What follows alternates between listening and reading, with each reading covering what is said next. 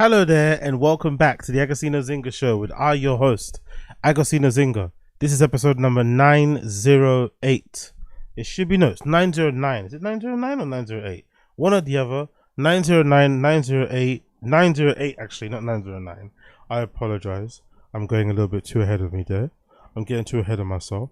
Episode number 908 of the Agostinho Zinga Show, courtesy of myself, Agostinho Zinga.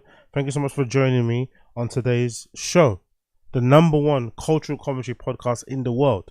As I've noticed to you, or I've noted to you yesterday, I'm doing a little bit of a marathon stream thing. I'm trying to go for 31 days on this channel and on the random show. I did 2 streams yesterday. I'm doing 2 streams today, and so on and so forth.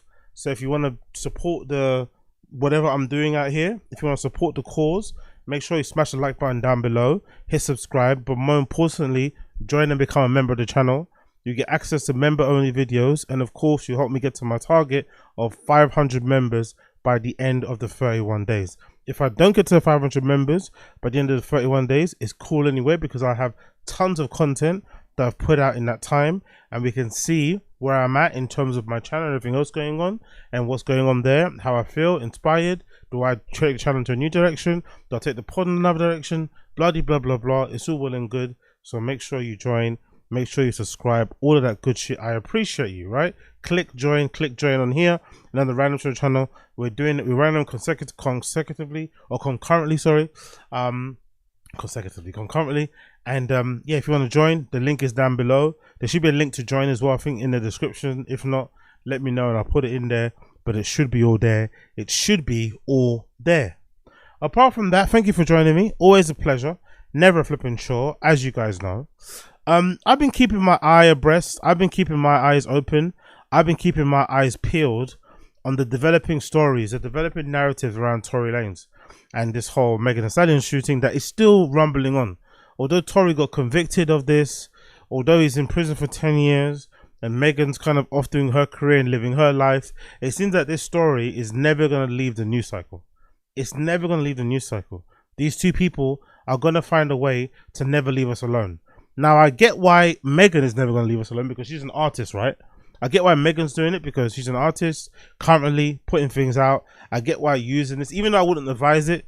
I've said it previously on other podcasts that I personally think if I was a part of Megan Thee Stallion's team, I would be advising really strongly against ever mentioning Tory Lanez's name ever again. He will be the one that you shouldn't, he will be the one that you refer to that you shouldn't mention by name. He will be like the boogeyman. I would never ever mention him. If anything, I'd even act like I don't even remember who that person is, you know? I'll just have some sort of amnesia if I was part of Megan Thee Stallion's team. Just so you can turn the page and sort of write a new flipping chapter and start going on with your career without internally being tied to him. I hearken it back a little bit to what happened with Rihanna and Chris Brown. Although some people still refer to it, I think now so much time has passed on. They've both done so much in the interim, especially Rihanna, in terms of having a whole ass family, becoming a billionaire, all this sort of shit, right? Launching all of these businesses, that is, you don't really link back to that anymore. And I think a lot of it has to do with both parties moving forward with grace. Both parties, like even if they did, even if like you wouldn't have known, like we have, I think Chris Brown, no, I think Rihanna actually made it known a few years ago that her and Chris Brown are cool and stuff, but we would have never known if they weren't cool anyway, because they never really spoke about each other. Chris Brown may have been asking an interview here and there, but I've seldom heard them actually speak about each other since. Now, that's also respectful of the relationship they're currently in. That makes complete sense. If you're Rocky and you're hearing Rihanna talk about Chris Brown all the time, you wouldn't be too happy about it. So I get that sort of things, but I think they've both done a good job in terms of sort of moving on from a very traumatic, a very public, you know, thing that they went through, where Chris Brown assaulted Rihanna in that car and shit, and we got those, you know, and those mugshots went around the world. But they were able to move on and now write another chapter for their career. Now they've got their own dramas going on, whatever it may be, but you don't really think back to that time anymore. And I think Megan Thee Stallion needs it, because I don't think it's doing her any good being constantly linked back to Tory and this shooting. And it's definitely not doing her any good, because whenever people start to look into this story a little bit more, when everyone starts to look into this allegation a little bit more, when everyone starts looking into the conviction, into the trial, into the evidence, into the circumstances that led to it, it all doesn't add up, you know? That's the problem. Like, maybe this wouldn't have got to this place now, where you got these, you know, people making documentaries about this, and you got other lawyers stepping in to try and basically to bring notice or bring attention to this alleged course of injustice that's happened to Tory and shit. I wonder if all this would have actually happened if they would have just moved on and not like and kind of let go of whatever the perception was. I think that's something that she couldn't let go of for whatever reason. Megan couldn't let go of the perception on the blogs, on the comment sections, on fucking Lipstick Alley, on whatever place forum it may be, that she was lying. People are allowed to think you're lying. You're also allowed to continue on with your life. You don't need to address or correct every rumor out there. And I think Megan has done that too much. And now we're in a situation where people are making documentaries, people are filing petitions, people are, you know, roping in fucking politicians to get involved and free Tory and bring attention to stuff. It's getting really, really fucking serious. And even if this isn't true, even if all the evidence they're presenting isn't true about Tory allegedly being innocent of the crime of shooting, whatever, who cares? If it's not true, it just makes her look bad. That's the only thing that I don't like about this. It kind of sullies her name, you know? That's what I kind of feel. I kind of feel a little bit bad for her in that regard. It just makes her look terrible, you know? It makes her look really fucking terrible. But maybe she doesn't mind it because at least people are talking about her. I don't know. Either way, I'm going to play 2 quick clips for you today.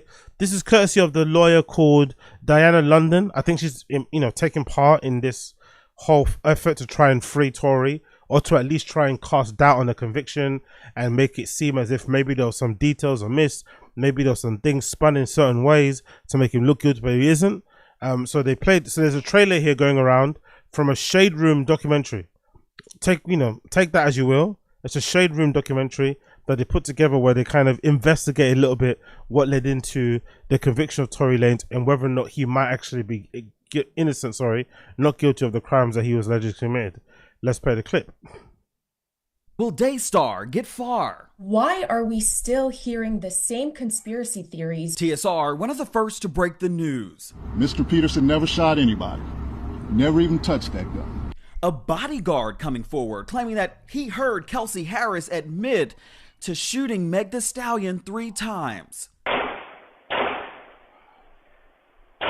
But not so fast, says Meg's legal team, who are now sitting down only with the Shade Room. It really is time. And why they say Tory and his team are spreading lies now. The narrative is constantly changing. I'm Justin Carter. This is TSR Investigates. Okay, my bad. I completely got that wrong. That was Megan Thee Stallion's team. That wasn't Tory's team. That's Megan Thee Stallion's team who are casting doubt on this new narrative that's being pushed that Tory could be innocent. And then when you scroll up here via this lady called Diane London, this is exclusive footage somehow obtained by the Shade Room. I think that was also sent to TMZ, that shows what led to the incident where Tory Lanez got stabbed 14 times in prison. So how they even got hold of this footage from the prison is fucking crazy. But regardless, the footage is pretty nuts. So let's actually watch this clip here. The caption says, footage of Tory Lanez being brutally stabbed is now surfaced. Tory walks out of his cell, stretches, walks past the stairs, then looks over the balcony when a man rushes him, stabbing him 14 times. Tory falls on his back, fights back, gets out of his sweater and runs down the stairs. You can see in the video that Tory had nothing in his pocket, meaning he was not intending to retaliate against the attacker, as he claimed in his interview. Police did not even attempt to stop the attacker, which is highly suspicious. Police used no mace, no gas, which is regularly used to stop a violent attack. Who put the attacker in contact with TMZ? Who has been in contact with TMZ since the beginning? Who put the hit out on Tory? Hashtag free Tory. So let's play the clip of Tory getting ambushed. I don't think you can see all of it, but it just kind of gives you an idea on what happened. So I think that's Tory there, right? Stretching there. I think that's him there. Yeah, I think that's Tory there stretching, if I'm not mistaken. Let me make it bigger. I think that's him there. He's on the railings, chilling. Some other guy comes up. Yeah, that is him. And the guy stabs him. By the way, you gotta love prison rules, isn't it? A big black guy walks up the stairs, holding his food. I don't know what he's got in his hand. And he sees that guy's rushing Tory and like stabbing him up, right? Shanking him, whatnot. And he just walks straight past. He doesn't even look. He just kind of walks straight past. You know, that's prison things. You know what I mean? Like, you don't get involved. You don't know what their beef is. You don't know what they're settling. You don't know what went down. You just mind your business. You just go straight back to yourself. Mind your business. He just walks completely past. Doesn't even try and jump in. Even though Tory's black, he's black, and that guy's Mexican, you know? You think that was kind of, no. I don't know what beef you have going on. I'm not stepping in. For all I know, you could be a diddler. You know what I mean? So I have to just let this play out the way it plays out. That's Tory on the floor. Scrambling, trying to get away. The guy's on top of him, stabbing Tory. Wow. Yo, it's a miracle that Tory survived, you know. This video, you can't see that much of it, but the guy's in full mount. At one point, he's in full mount, like downwards, stabbing Tory. Maybe it's obviously also helpful that they don't have actual knives in prison. You have to make your knives out of fucking everyday items and shit. So maybe those knives aren't, you know. Yes, they're going to inflict damage, but they're not going to inflict damage maybe the same way as a serrated blade would, and how deep it's going to go and shit. Maybe you have to just look force to go in. But that guy is really going at it. He is really fucking letting those stabs rain down on Tory, and Tory's still finding a way to kick the guy off him. And, you know, adrenaline's running, and he's finding a way to kind of fight back. But god damn it, this guy was not letting up. Tory finally stands up and runs down the stairs. Absolutely insane, bro. Absolutely insane. He found a way to run downstairs. Man went out for a quick stretch. Tory went out to do a quick couple of stretches, a quick yoga stretch or whatnot. Get the back nice and loose, because sleeping on those fucking prison beds must be fucking awful for your back, you'd imagine. And yeah, man, next thing he knows, he's getting fucking wetted up. So that's pretty crazy. I don't think, I'm not gonna lie, as much as I want to buy into the conspiracy, the idea that the police didn't jump in, they didn't go in with mace or with fucking, you know, riot gear to apprehend the guy and all this stuff you see in the movies and TV shows, that doesn't need to be a conspiracy. That could just be like a negligent piece of shit prison where no one really gives a fuck about who lives or dies in there, you know? They do the bare minimum and they kind of keep it moving. That doesn't mean that the guy in there was conspiring with the prison guards who are now in business in cahoots with Rock Nation to end Tory. I don't think it's that malicious, really. It could be anything. Like, literally this could be some random person on the street. Like, this could be a random entity outside of Megan, outside of the Rock Nation, sorry, putting the hit out on Tory because of what went down. I could believe that to be the case, right? I could believe that somebody just wants to get Tory because, I don't know, maybe they don't agree that he's trying to clear his name. There may be fans of Megan, allegedly, I don't know. But it doesn't have to do directly. It doesn't necessarily have to do directly with Megan or Rock Nation. It doesn't need to be that way, you know? It does look fishy, don't get me wrong. I understand the attacker did an interview with TMZ, which is absolutely insane, by the way. We're living in weird times, right? You got these guys in a No Jumper Rico, Brick Baby and Loose Cannon and shit, literally calling into No Jumper every other week, giving them fucking lowdowns on what's going on behind the wall, who's fighting who got mugged by who did this, who did that, and basically just, you know, still acting as if they're not in the father of fucking Federal Rico. And then you've got guys who are on a life sentence attempting to kill another inmate, unsuccessful in that attempt, then having interviews with TMZ to explain why they did it. We live in the weirdest, wildest, worst time ever. So I'm curious to see what happens and what comes of this, to be honest. What will happen now? Does this mean that they're going to revise all the evidence available? Or is this just one of those one-off instances, or these unfortunate instances that happen in prison? Because, you know, you're surrounded by crazy motherfuckers and you're in fucking prison. What do you expect? But I don't think does it really point to a bigger, wider conspiracy? I'm starting to doubt it, because as much as I would love to believe it, I'm a stickler for conspiracies myself. I just don't see how Tory plays that big of a role that Rock Nation and Cold want to take him out of that, you know? It doesn't really make any sense. Like, why would you want to go to all that effort to take Tory out? Like, what? So what if Megan gets exposed as a liar? Like, imagine if it's true. Imagine if it's true that Tory is innocent. Even if Megan wants to get exposed as being a liar and put an innocent man behind bars, I don't think her career suffers at all. Maybe I'm in the minority in thinking this. Maybe I'm naive. But I genuinely think if it was to come out that Tory is actually innocent and Megan pointed the finger at the wrong guy and put him in prison for no fucking reason, I don't think her career suffers a fucking dent. I don't think it hits pause not one time. So I don't understand this need for Rock Nation or her team or whatever to try and take these guys out. If they could just like let the news cycle be the news cycle, and then whenever the news does come out, if it does come out that Megan lied, that news story will disappear within 48 hours. You know it. We all know it. It'll be big news on all social media, but it won't be the same. You know what I mean? The big world, because you can still perform, do whatever you want to do and shit, but you probably couldn't go back to quote unquote the hood. But either way, pretty crazy situation all in all. We're living one of the wildest times ever. Let's see if this actually helps him to get him out of prison. I'm just curious to see what more evidence they have, because I've read online, especially for this woman, that in 36 hours there's some sort of evidence, there's some sort of smoking gun that's really going to blow this whole case open in terms of ring doorbell camera footage and shit that really kind of shows and illustrates that whatever Megan said happened didn't happen. So let's see if that happens. Let's see if that happens. Moving on, this is a bit of a random one, right? But I'm sure some of you guys have been watching some of the Streamer University stuff that's been going on, or just finished, by the way. Kai Sinat put together the Streamer University, which is a kind of reality TV live streaming type of event where he invited a bunch of streamers down. Some of them had to apply, some of them he personally invited to a quasi university campus where they would learn, where they would have different classes where they learn different aspects about how to become or maintain or reach, you know, your streaming goals. A lot of the classes were, you know, basically bullshit, just fucking around for the first fuck of it. A lot of it was live streamed, maybe via the students themselves or just other, neutral kind of Streamer University cameras filming people. Lots of really entertaining individuals, blah, blah, blah, blah. But in the midst of all of that, two people have kind of stood out and become like stars now, I think, in this whole streaming scene. And the two that become stars out of this are the girls, which is this girl called India Love, and the other one's called Cooking with Kya, right? These two girls are the ones that have kind of blown up off the back of Streamer University. I hadn't really known. The only thing I've known of India Love, to be, not to be rude to her and stuff, was that viral clip of her in the game in that fucking park back in the day. That's the only thing I actually remember about this girl. I don't really know much about her, right?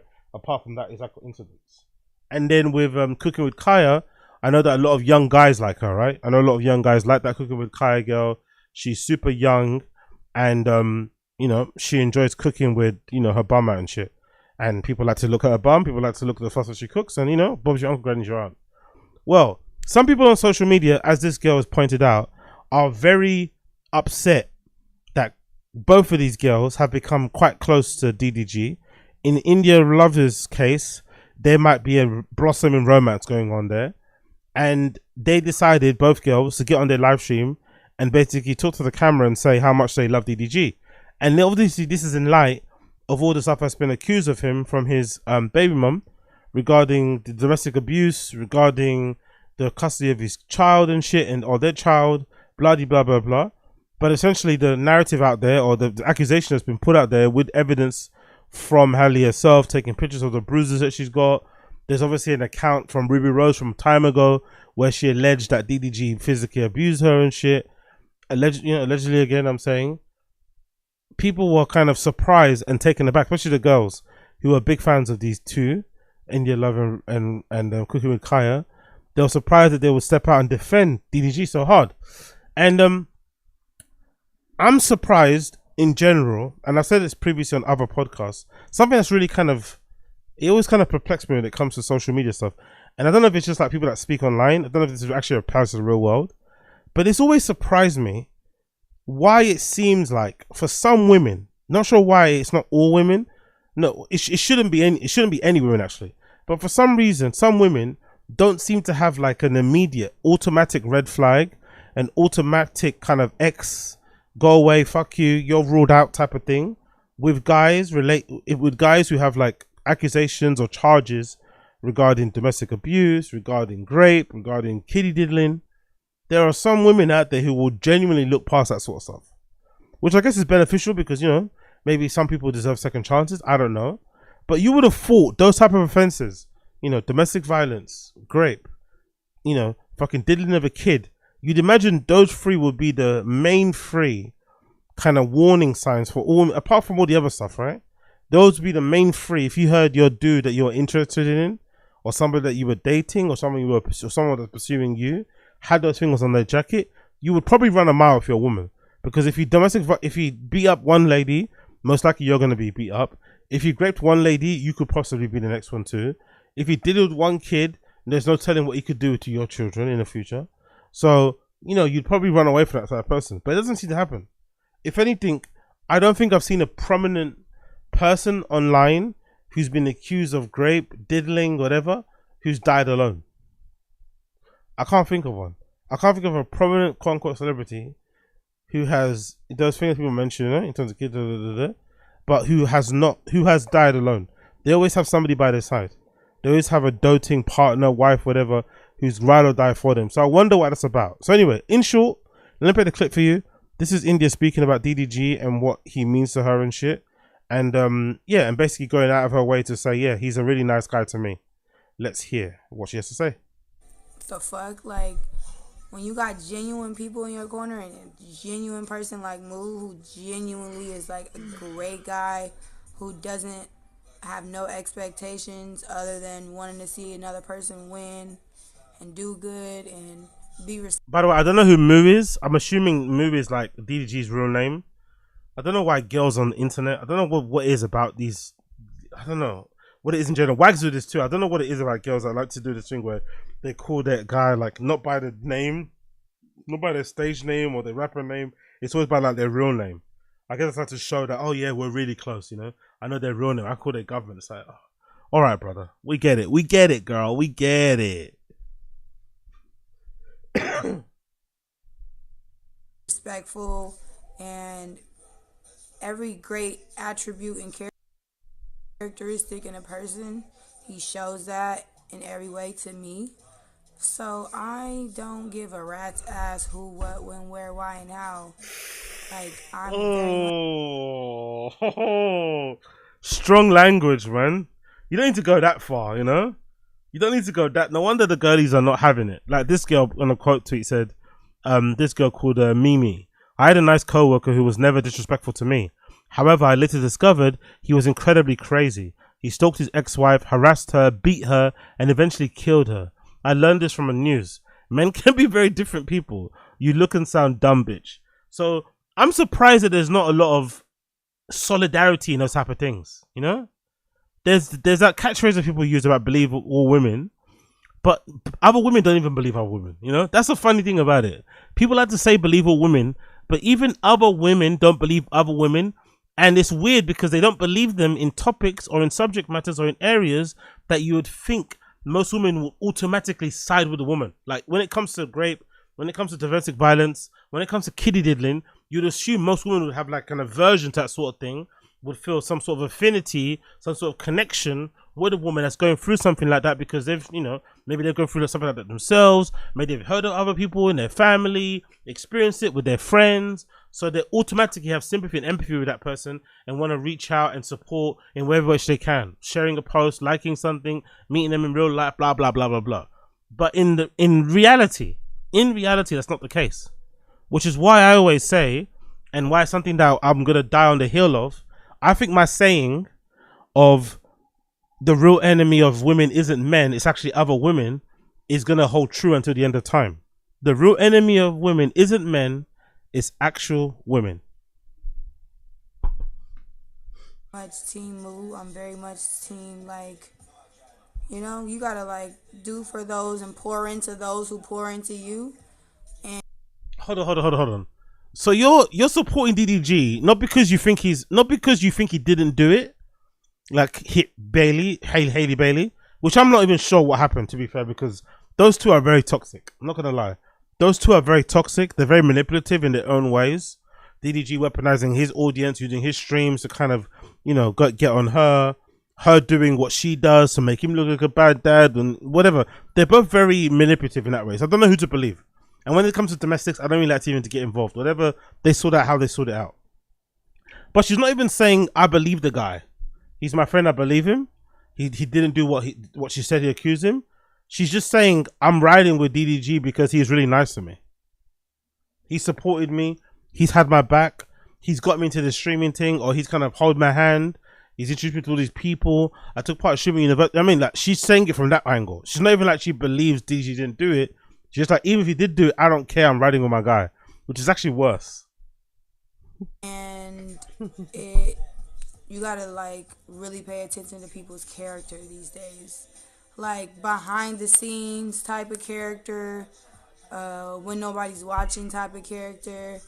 And I feel like he gives Surely if you're there behind the scenes, that's not really behind the scenes, and it's not really like, wouldn't he want to present his best face if he's around you and stuff?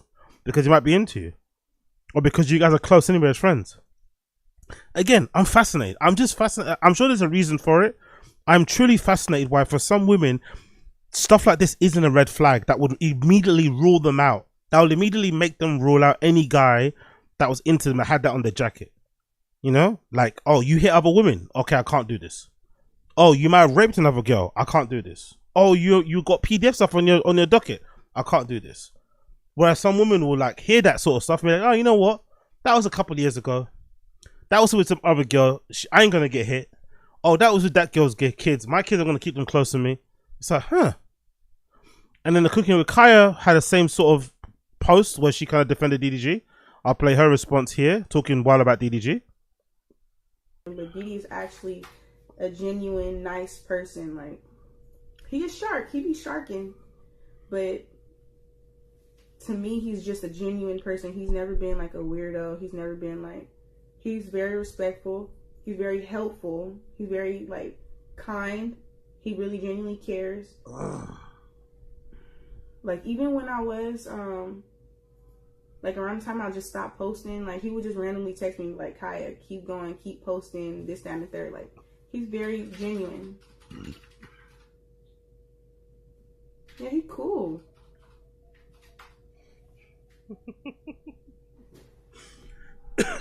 I love the defense of like he's cool and genuine, as if like people that do bad things can't also be cool and genuine.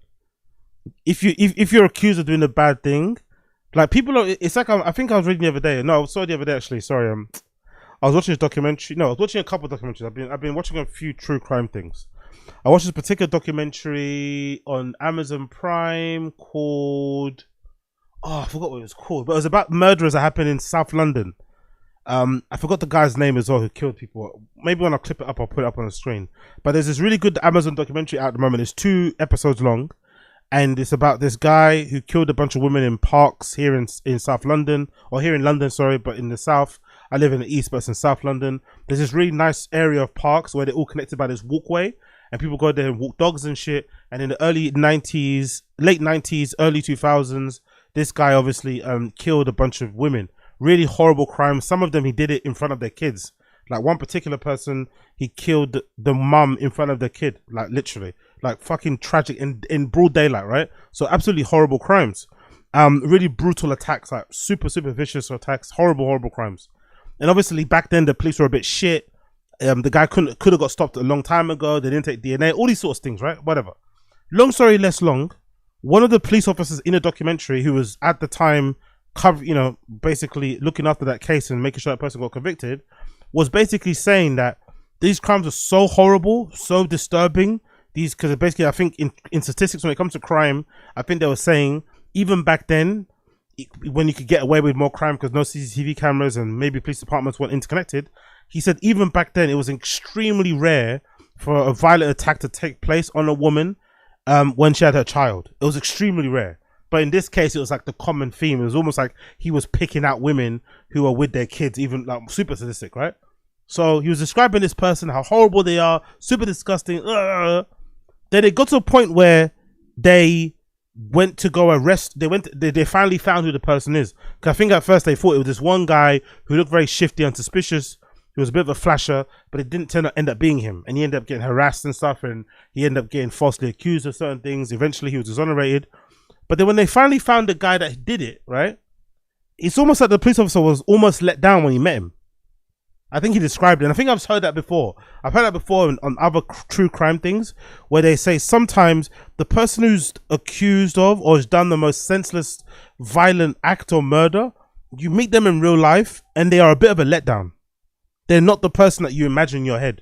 They're not this crazy monster person. So this guy who they met was very meek looking, very shy. He didn't make eye contact.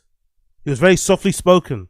But this was the guy that was legitimately jumping on women in broad daylight, stabbing them millions of times and shit in front of their kids. One of them, I think he killed one woman, actually, you know, sorry to say this is dark stuff. I think he killed one woman and her child as well, a daughter. Like, fucking crazy. So for this girl to suggest that just because somebody's nice to you, you could never imagine them doing the thing that they've been. Again, I'm not saying DDG did what he did to Hailey Bailey. I don't know. It's a domestic. I don't even like to get involved in these sort of things. I've got nothing really interesting or insightful to add to these type of things. I think, in my personal opinion, if you're gonna ask me, gun to my head, I think they're both pretty manipulative, and I think Hailey Bailey's doing what she needs to do to kind of get custody of that child because she doesn't want him to be with the dad. Maybe it's out of spite because DDG also did a bit too much. Because I think somebody said in my stream, no, somebody said in my comment section actually. Somebody said in my comment section about the Tory Lanez thing, and I fucking love this bar. I forgot who left the comment, but somebody was like, "Oh, being a gallist doesn't come without consequences," and I think that's what DDG is suffering now. I mean, he got with Hailey Bailey. They had a kid. They're really young. I think they're both maybe under 25 or something. Who knows, right? And he thought he could just leave her and go do his own thing, and it will be blessed. But obviously you can't, innit? You got to at least play the game. You got to at least pretend like you're going to be holding a woman down. You can't just go running off and start doing streams with all these hot girls with beer and stuff and Wendy Ortiz's and all these. Like you can't do this. You have to kind of at least act like you're hurting from the breakup. At least act like you are trying to get back. I mean, no, just play the game to make sure you end your kid's life. He didn't do that. And I think he's paying the consequences of it. It's a bit harsh, the consequences, because she's painting him out to be something that he might not be. But I'm also not going to sit here and say, oh, he categorically could never do it because, I don't know, he smiles and he gives kids or he buys people's groceries when he's in Walmart on live stream. That doesn't mean anything. Do you know what I mean? Just because you're softly spoken and nice doesn't mean you're not capable of like crazy, horrible, violent, sadistic things. Like, you know, it's just odd. But hey, what do I know? That's not even a glaze. Like, oh my gosh. Y'all have new words every 2 seconds. That's not a glaze, y'all. That's genuine. And I didn't say nothing at first because I already knew people was going to be like, oh, she only saying that because she like him or something like that. Like, people just always twisting words, but he really is genuine. He's very respectful. To you. Yeah, it's not a glaze. If I literally show y'all our messages, he has never said nothing weird to me. As much as y'all think he probably have, he's never said nothing weird. Like, he sent me what camera to get. He gives me advice on content. Like, yeah. I don't know. Like I said, like, I think one thing I've learned in my years growing up, and something I think loads of men will definitely learn, you could never understand women. Women are going to be something that you could never truly understand and get your head around, as a guy especially.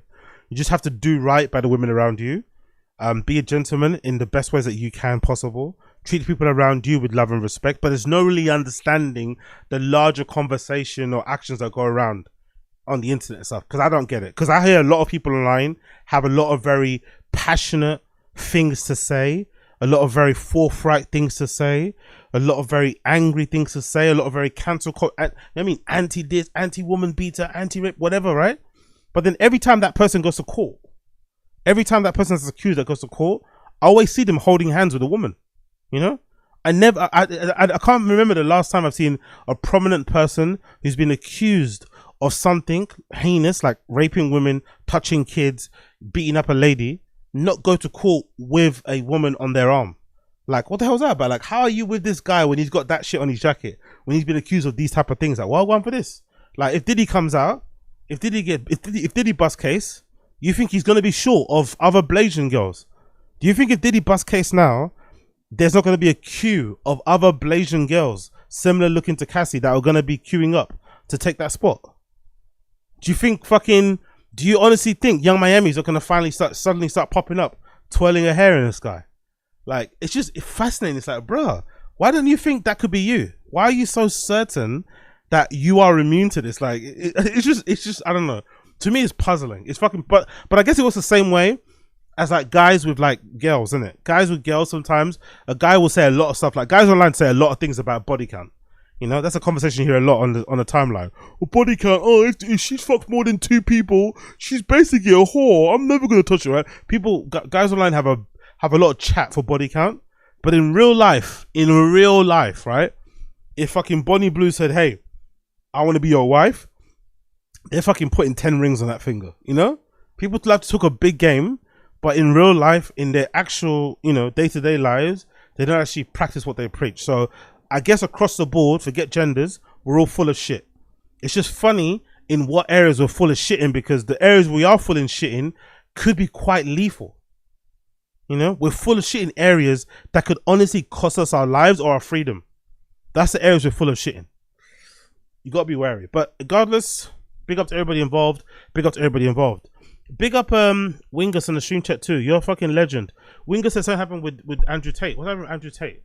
Let me just quickly check this. That's the benefit of doing a fucking live stream podcast. You can check out things in real time. What's happened with Andrew Tate? Oh, look at that. Okay, UK prosecutors say 21 charges authorized against the Tate brothers. So hold on, what does that even mean? They've authorized 21 charges? Does that mean they've been charged or not? Some of these language they use when it comes to court things, it's like, what does that technically mean? Let's see what this story is saying. Courtesy of the BBC. Big up Wingus, appreciate you, brother. Prosecutors in the UK have confirmed for the first time they have authorized 21 charges against Andrew Tate and Tristan Tate, including rape, actual bodily harm, and human trafficking. The Crown Prosecution Service said that it had authorized the charges against the brothers in 2024 before an extradition warrant was issued to bring them back from Romania. The two British Americans are under investigation in Romania, facing a number of charges which they deny, and the CPS said the domestic criminal matters in Romania must be settled first. They're pretty fucked, innit? Regardless, innit? Even if they bust case in Romania, they're definitely going to hold some charges here and definitely some charges in the US. Wasn't there a person in the US that was trying to file charges against them? Some senator or someone. Some person that was like pissed off when they came on tour. When they kind of were off house arrest and were able to tour. They came to America and there was some senator, some bigwig person that was really annoyed that they were in their country. They were in America, sorry. And they're like, yeah, they're gonna personally make sure that they get charged. I think there was somebody. So they're pretty fucked either way. Even if they bust case in Romania, they're gonna be facing some legal repercussions probably until the end of time, it feels like. The CPS said Andrew Tate, a 38-year-old influencer and former kickboxer, faces 10 years connected to 3 alleged victims, including rape, actual bodily harm, human trafficking, and controlling prostitution for gain.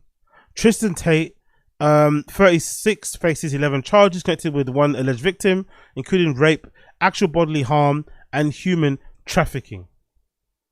I don't know. Maybe looking at them, you wouldn't think they were 2 years apart, innit? You'd probably think Tristan's a bit older, maybe because he's balding, but one's 38, one's 36. You wouldn't think they were actually 2 years apart, would you? You'd think they were probably more. Or maybe you think they were older. I don't know. Maybe it's all the fucking gear though. Who knows? The pair were both born in the US but moved to London and Luton in the UK with their mother after their parents' divorce. In recent years, Andrew Tate has built a massive online presence, including more than 10 million followers on X, formerly Twitter, showing his lifestyle, fast cars, private jets, and yachts. He and his brother were the first arrested in Romania in December 2022, with Andrew faced accusations of rape, human trafficking, and Tristan suspected of human trafficking.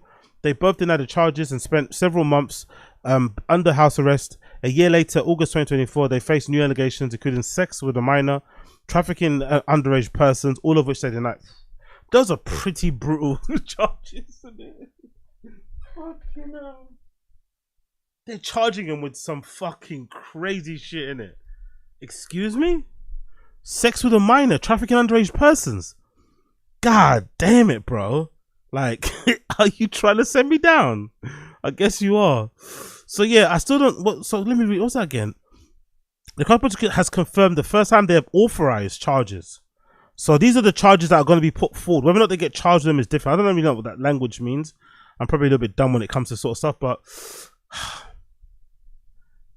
the funny thing to me with these guys is like, if you listen to Andrew Tate, he makes it seem as if like they did absolutely nothing wrong, right? Ever. And I just can't believe that. Just doesn't make any sense. Like, I can believe the narrative, or I can believe a storyline that works something like this, right? The storyline that I probably believe is this. Most likely, they got into influencing late, but they started off on the internet doing all that cam girl shit, right? Basically being pimps. And in that industry, some dicey shit happens. Yes, you know what I mean? You're involved in the real dark underworld, right? So some majorly dicey shit happens. And most likely the things that they've been accused of did happen. But then they found fame on the internet, fucking screaming at boys, telling them to get jacked and shit so they can score girls. And then that stuff blew up, sorry. Like the Tate University, I forgot what it's called, the top G thing, right? I think somebody alleged that, I forgot where it was. I think I heard a stat where they said somewhere like, that top G's thing, they get like 20,000 people that subscribe to that Discord or something. And I think it's like a minimum of $5 each.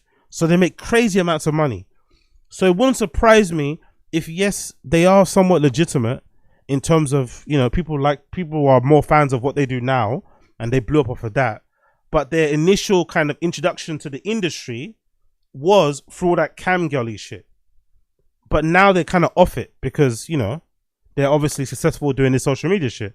But unfortunately, you do crime like that, you're going to end up paying for it some way down the line. And now they're paying for it. So I don't really believe this idea that they're just being falsely accused and everything is false. Come on, bro. You guys were involved in shady business back in the day. You don't go and live, you know what I mean? You don't go voluntarily live in places like Romania, hanging out with people that you do, looking the way that you do, people being around the girls that you're being around without being involved in some level of the underworld. They probably just took the piss and thought they could really take the piss over there in Romania. For whatever reason, the Romanian people, government, whatever, wanted to make an example of them. And here we are, you know? Which I'm also confused by as well. I wonder who they pissed off, because there's definitely something to be said for people. There's definitely a trend of people going to places like Romania who are maybe involved in the criminal underworld because you can get away with more things there. It's like people going over to Dubai. People are going to go to Dubai because it's a safe haven for people that are involved in crime. But also you'd imagine you just have good contacts. Maybe a lot of the top Gs and all that shit and all the top players, they all go out there. So you might be more likely to bump into somebody or to have a meeting with somebody who might be able to help you with some sort of deal. So, because I think Dubai still has extradition treaties as well. It's not like you can go to Dubai and not get extradited. You can still get extradited. But maybe it's just a good place, you know, if you're a European dealer, European gang member, good place to kind of meet people that are in the same line of work that you're in. So I would love to know what it was the Tate brothers did in Romania that pissed off the Romanian government and the underworld to a point where they want to convict them in this. Because I think if you're like a person that's on the up and up, and you've got the right connections that you need to have, you grease the right palms, bribes, whatever, intimidation, whatever, who knows? Most likely you can get away with a lot of things. They didn't. Did they stop paying somebody? Did they scam somebody? Is it like the Onoa brothers? You remember the Onoa brothers? Those two mixed race dudes from Netherlands who I think are in a Dubai prison at the moment. Their story is fucking fascinating. I think they run this like streetwear brand and sportswear streetwear brand. And they try and act like it's just, you know, sometimes on the internet, you gotta fucking love it. These are Noah brothers. They got this streetwear brand where they make like sweatsuits and shit.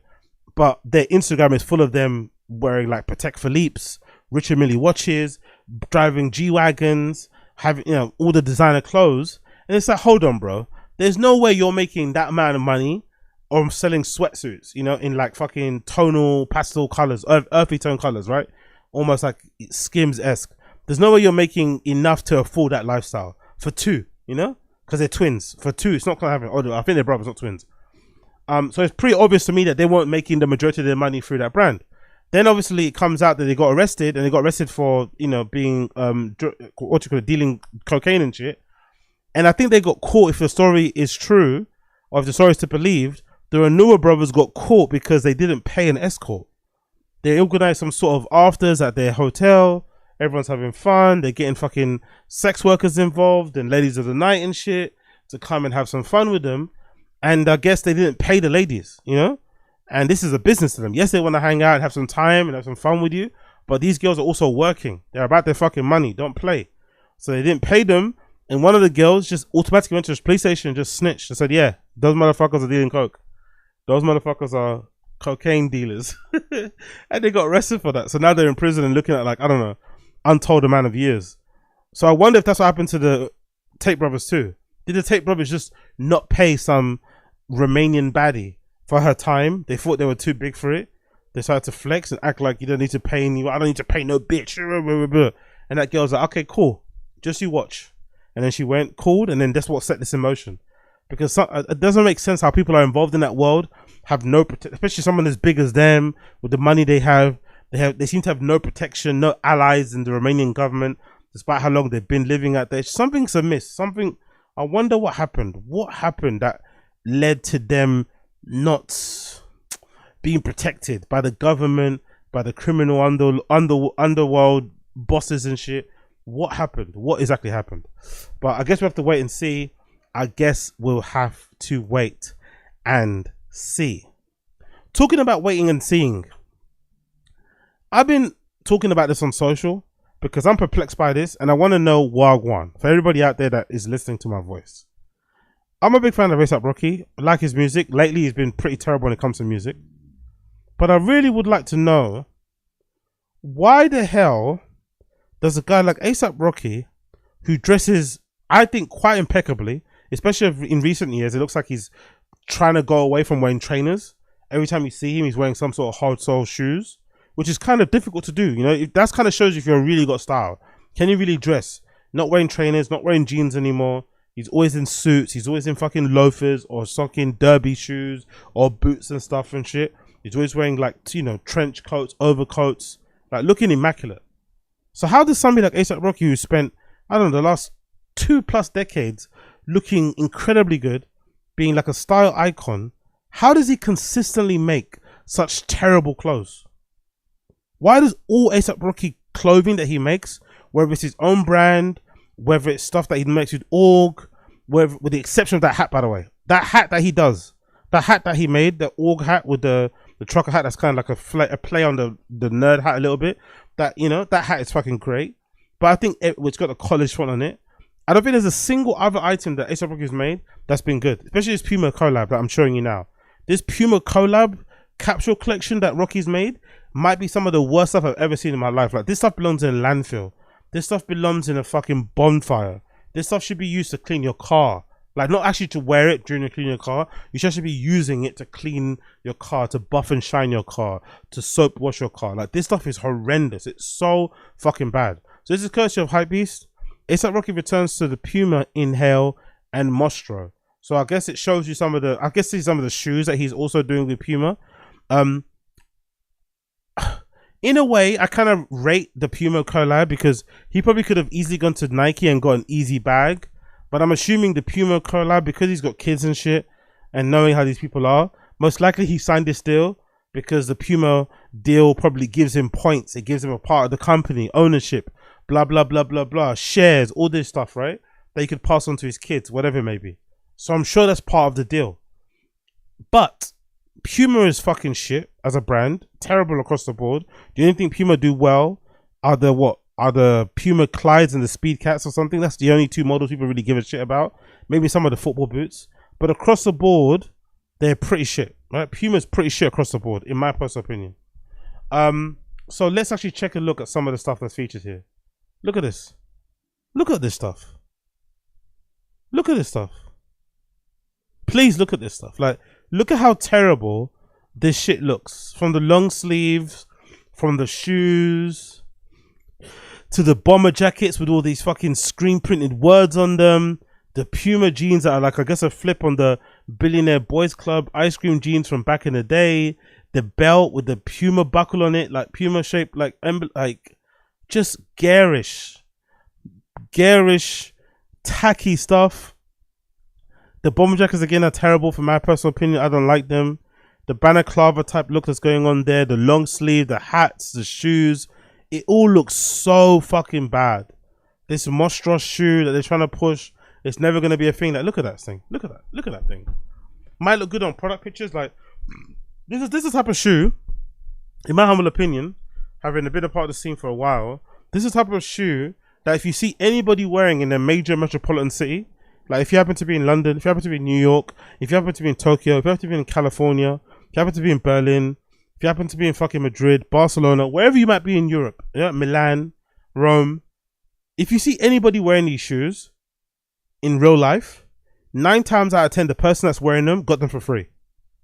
If you see anybody wearing these type of shoes in real life, 9 times out of 10, if they look kind of cool and whatever, trendy, and they got big jeans on. They got those fucking stupid stickers, you know, on their faces with the stars to cover a pimple that isn't really there.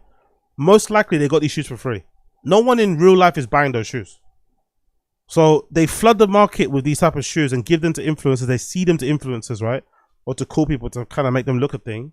But no one actually is going to purchase these in real life. They're fucking diabolical. So fucking bad. And I'm just confused how somebody like Rocky, right, who dresses so well, can consistently make such terrible products, right? Because if you go here, let's do the ASAP Rocky. There's an ASAP Rocky Vogue cover that just got done recently, right? And I think it was done in collaboration with Law Roach, who styled him. I think this was also during the run-up to the Met Gala. So, yes, I know Law Roach is styling, and I know it's not him wearing it by himself, but just look how genuinely great Rocky looks when he's dressing day to day. He just generally just looks good in clothes, right? When he's wearing all this stuff, like, what's this? Who's this by? This suit. He's wearing a suit here by Todd Snyder, right? With Balmain shoes. This is one of my favorite images, actually, from this whole fucking lookbook, or this whole editorial that ASAP Rocky did in collaboration with Vogue, right? Styled by the, you know, the most popular, best stylist out there, Law Roach. This fucking look here, where he looks like the fucking one-on-one Dalmatians, right? Absolutely amazing. What's he wearing here? Balmain suit, shirt and tie, Ray-Ban glasses. Like, fucking impeccable, right? Well put together. This picture here, I think with him and his grandmother, wearing another really nice fucking suit. A suit by Rocky in an org. Really, that's an org suit. Really? You see, so the suit looks pretty decent, I think, personally. I also like the shoes. They kind of got ballet pumps there, ballet pumps. He's got another suit here that he's wearing. It looks fucking brilliant. Louis Vuitton men's suit with a personal collection of his own trunks. Fucking stupendous. Another look here, wearing a trench coat or an overcoat by Lanva. Absolutely incredible. Absolutely crazy, right? Like, he just looks great. Like, in all of these fucking pics.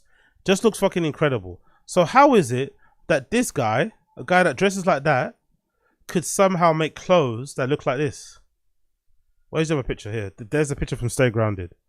Like, look at these product images. Like, look at them. Look at this, like, fake, I don't know, Transformer long sleeve biker jacket thing. Look at this cap. Like, org racing. Like, what the fuck is this? Does A$AP Rocky even wear this stuff in himself? Like, that's why you have to rate people like Clint from Cortez, because at least he wears his own stuff. At least he's his own, like, it's almost like Tyler the Creator too when it comes to his stuff as well. He's his own fit model. He's one of his own biggest fans, right? He's his #1 fan. And with this stuff, I don't think I've seen even clips, even pics, even promo stuff of Rocky wearing any of this stuff. That belt, horrid. This bag, disgusting. It's made to look like a lunchbox, a toolkit bag, right? Look, this t-shirt with the lips, and it says Flacco on the inside. Like, what? So that's what? Is that like a? Is that meant to be like a fake grill? It's got like a lip. Like, what is that t-shirt? What is that graphic? What is that piece of artwork? Like, what is that? Who wants to wear that? Gaudy, horrible. It also comes in different colors for whatever reason. There's a t-shirt that has A$AP Rocky's face and body, where he looks like he's driving a car, but he's not. Like, that makes sense. Cool. There's denim shorts, which they're probably jorts, by the way, because everyone likes to wear long sleeve lesbian jorts at the moment, with a screen printed Puma logo on the crotch, similar to what they used to do back in the day with BBC ice cream type of shit. Horrendous. Maybe these shoes are kind of decent. These grey shoes, maybe, but still, would I ever wear them? No, thank you. Like, go away. Terrible. These shoes, definitely some of the worst things I've ever seen. They look like fucking cycling shoes, right? Look at the type of shoes that you meant to click into your fucking pedals. Lame. Horrible. And when you're walking around the street, it sounds like you're fucking tap dancing and shit. No thank you. This shoe, the monstrous, horrendous. Burn them all. All so terrible. And I just don't understand. Me no comprende how somebody that dresses so well can consistently have so many bad pieces of clothing, merch and brands. But it does make sense. For the longest time, people like myself have quietly wondered, why doesn't A$AP Rocky have his own brand? He's clearly into fashion, right? He's been wearing this stuff from the minute he came into the scene. He was pairing Rick Owens with like 10 Deep back in the day, wearing Jeremy Scott fucking Adidas and stuff. He's been in it. He's been in it from day dot, right? So he put himself in it from day dot. Bape from day dot. Why has somebody that's been in the scene for that long not had an interest of making his own little, like, the own little brand. Doesn't have to be a fully comprehensive, you know, ready to wear thing. Doesn't have to be a big fucking shoot, but just like a little thing you just put out your ideas and projects in. Now we know why. Because although he dresses well, he definitely doesn't know how to make good clothes. That's for sure. And some people even suggest that maybe he doesn't actually know how to dress well. Some people say maybe the dressing well is also do with his stylist. That guy, I forgot his name. Black dude with like with the bald head. He also dresses really well too, by the way. He works with him. So allegedly that's the person that's actually made him look well or look good. But I don't buy it personally. I've seen many clips, many videos, many interviews of Rocky from back in the day before he linked up with that stylist. And he was always dressed well. He was always fucking, always had the right brands on, so I just don't get it. This is another piece of merch. This is courtesy of Hype Never Dies. It said ASAP Rocky drops at long last ASAP 10th anniversary album merch online. Again, more dog shit. It's a 10th anniversary of At Long Live ASAP, and this is what he dropped. One of them features a black and white, enlarged image of the cover at the front, and on the back you've got X, which I guess means 10 in Roman numerals. Another t-shirt you got At Long Last ASAP written in 2 different style of fonts, very gaudy. You got like a gothic font and a regular, I don't know, Times New Roman Arial type of font with 10X in another font. So you got 3 different fonts here. At Long Live, there. You've got the logos there for ASAP Mob and Parental Advisory, and on the back of that t-shirt you've got 10X anniversary. Like, huh? So what is it? Is it 10? Is it 10 anniversary, or is it 10? Like, what does that even mean? If it's a 10 year anniversary, just put X or put X. Just put 10 or put X. Why are you making it say 110 anniversary? I don't get it. Whatever. It's fucking garbage. I don't really understand. I wish I did understand. But big up Rocky. Big up Blood Clot Rocky. Moving on. News about Berghain. Berghain are due to release an Osgood compilation CD, a Osgood compilation CD mixtape that's meant to be dropping sometime on Friday, allegedly. Sometime on Friday. I'm probably going to do a live stream reacting to it. Maybe I'll do it on Kick. I'm not too sure. Maybe I actually do it on Kick and then actually put the clips up on here on that fucking live stream. But I'm actually going to react to it in real time when it actually does drop and try and do a little listen along, watch along type of thing. So if you like that sort of stuff, click the link in my description. You should see the Kick link there to join my Kick channel, which is kick.com/Agostinho Zinga, AGOSTINHO ZANGA. There should be a link there to show it. But it's coming out this Friday, allegedly. As you can see via courtesy a picture from the Berghain community subreddit. It says here various artists. I think somebody put the link up incorrectly or by accident on the Berghain website, and they took it down quite quickly. It says various artists, Zine or Zine Sybin. I don't know what that means. Forgive me. Then somebody posted a track listing from Juno Download that kind of shows you what we could be looking forward to when this mixtape does drop. I'm assuming everybody featured on this track list for this Berghain compilation are people that you would describe as resident DJs. They're probably friends, close friends of the club, or people that you would describe as resident DJs. You got, so the track listing goes Efdemin, 1,000 Shades of Green, Quelza, Afternoon Calcium, Azu Tiwa Line, and Sina Figme, Chrome Fever, Out in Bastille, GGFM Overseas, Jacko, Even Ezenzez, what's that said? Even Ezenziz, whatever that name of that track is. Fadi Moham number 7, Submerge, Steffi number 8, Soul Clapper. I'm looking forward to that, by the way. Steffi's always got fucking slaps. I like the sound of that. Soul Clapper. I'm assuming some sort of a houseier vibe. So I'm really looking forward to that. It's also funny that the person that the Berghain subreddit people hate the most, Quelza, is like number 2. You know, he's definitely a favorite. Whoever's involved in the booking at Berghain definitely likes Quelza. He gets given all the great gigs, all the great. It gives him a lot of fucking sets there. He gets really given some great set times to play, and he's got the number 2 track listing on this compilation coming out on Friday. So Quelza here to stay. All the fucking Quelza haters in the Berghain community subreddit, you gotta suck it up. He's here to stay. Track number 8, you got Verico, Young Blood, La Verdad remix, which I'm assuming is going to be probably housey. I'm assuming this is where the whole vibe of the album changes and it gets a little bit housey.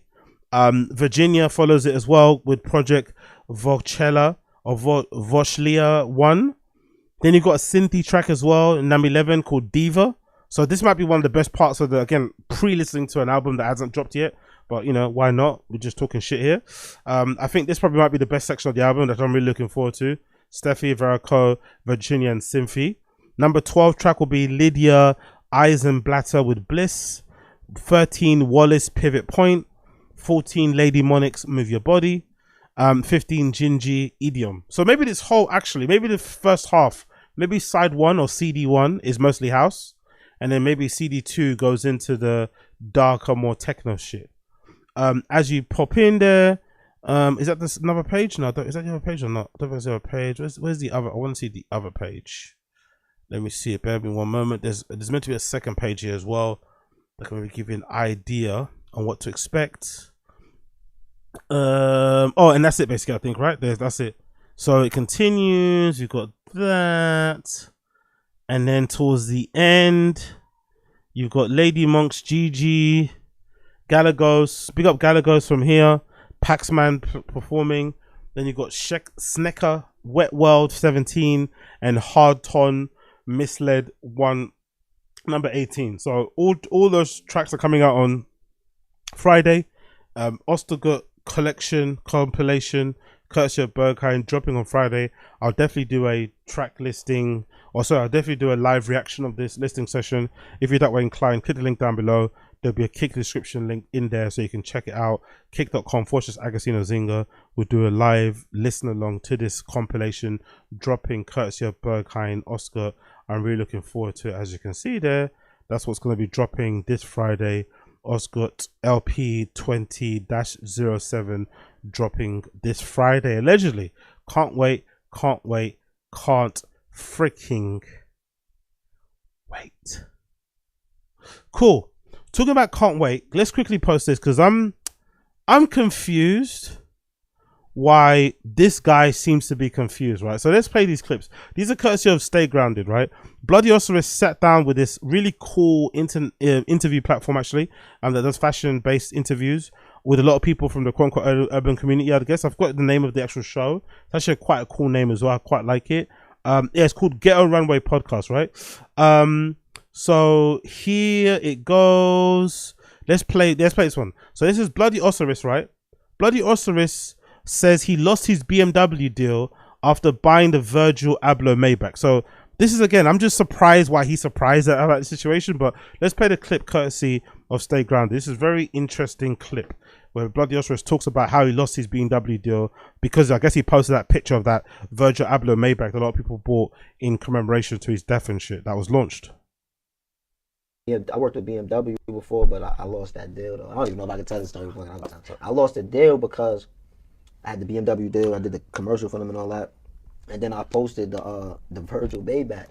But it's like I wasn't doing it on some like, right. This is my friend that made it, and I brought this, and I'm not doing promo for them. I just was proud of. I mean, 100% and all that, and shout out my brother and all that. So I did that, and they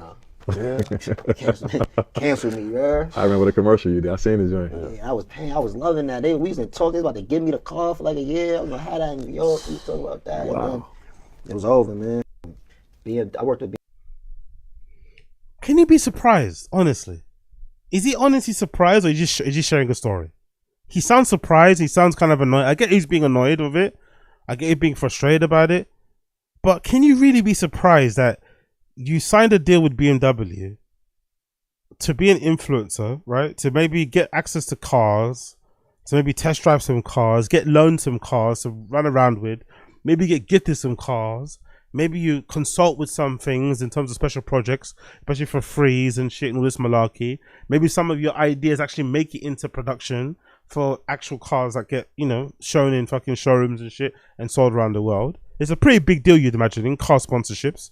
Maybe they don't pay a lot, but in terms of the opportunities to go to different parts of the world, maybe take part in F1, maybe you get exposed to a different side of marketing and brand endorsements and shit that isn't just fashion stuff. That's quite interesting, right, to get into. You then jeopardize it all by posting your Virgil Abloh Maybach. Like, come on, bro. You should have known that was going to cause an issue. You should have known. And the way Bloody Osiris as well takes his pictures, right? They're quite theatrical. It's certain editorial. He's taking a bunch of pictures. He's probably, you know, stunting there, wearing a great outfit, matching his stuff that he's wearing with the fucking Maybach. So to expect or to be surprised that BMW locked off your deal because of that is pretty insane, in my personal opinion. Pretty fucking insane. And here's a post, Coach of Stay Grounded, that shows when Osiris was linked up with BMW. Boundaries are made to be pushed forward. That's him taking a picture in front of a BM. Just in terms of a nip, again, this is me talking as a guy that owns a fucking $100 fixed gear bicycle, right? And barely pays his fucking Oyster cards and shit. And somebody that generally walks everywhere and cycles everywhere. I still think that for some reason, I've never really liked or fallen in love with this new updated grille design of BMW. This grille design where they got these two, you know, hexagonal type of grille things at the front. I think it looks extremely ugly. And I also hate these new grills that they have, these new alloys that they use, right? These new rims, sorry, where I think these rims are designed in a way to keep the drag coefficient down so that if your car is, you know, electric and shit, you can get as much mileage out of it as possible. So the rims are designed in a way to ensure the car is as aerodynamic as possible to reduce drag so you can get enough mileage out of it. But then you end up with this like weird kind of like quasi sci-fi-ish, I don't know, it's just a weird aesthetic. I don't like the rims. It's not designed in like a cool, nice, aesthetically pleasing, design forward way. It's mostly based on practicality. Like, how can we make this, you know, how can we make this car go longer, how can we make this car travel further on short amount of charge as opposed to it looking good? And I'm sure the grills play a role in it too, but I've never been the biggest fan of this new BMW updated designs. Although I love it, you know, the old school BMW designs, I say late 90s, early 2000s, this new era of them is just a little bit naff for me. Regardless, he got the deal, so big up Osiris, he got the deal. I like making people mad, making them criticize me, you know what I'm saying? Because their opinion doesn't matter. It's about what I want to do. I like...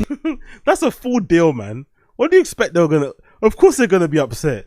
They probably gave him a pretty nice bag for this too, right? He filmed in a really cool location. He's got this fucking green BMW SUV that he's standing around in. They probably let him style his own fucking outfit. So all looking good. And he still found it a good idea. Or he still thought of it a good idea to pose in front of that Virgil Abloh Maybach, which I'm sure he loved to do because, you know, like I said, Virgil's his friend. And he likely bought that car from his own money. Or with his own money. But still, it's like, come on, brother. The first rule of like brand endorsements is that you don't post stuff about the competing brand. You know what I mean? Like, especially not on the feed. Maybe you could get away with this post on the stories, but you don't post this on the feed, bro. You don't post this on the main feed. Like, maybe leave it on Snapchat or something. Maybe put this on your Twitter that maybe people don't check as much as they do your IG. But you don't be posting these full fits, these full fucking looks, you know, on the main feed when you're linked up with BMW. The car looks fucking brilliant though, to be fair. I'd love to have one of those. It's fucking great. And obviously it's a great way to commemorate the man who passed away. I'm not the biggest fan of this, by the way. There's this badge on the inside of the Virgil Abloh Maybach that says 1 of 150. But all of them say 1 of 150, you know? They all say the same thing. I don't like that. I don't like that they've... I guess technically, you know, you've got one of them, but I don't like that they're not numbered. Like, if I'm not mistaken, every Virgil Abloh Maybach says 1 of 150. It doesn't actually say what number it is. So you know you've got allegedly they made 150 of them. I don't believe that to be true. You know, these guys always lie about the type of quantities. But I don't like that they're not individually numbered. But still, pretty sick car, man. And obviously the big stack of money there is also a bit of a flex and looks pretty sick as well.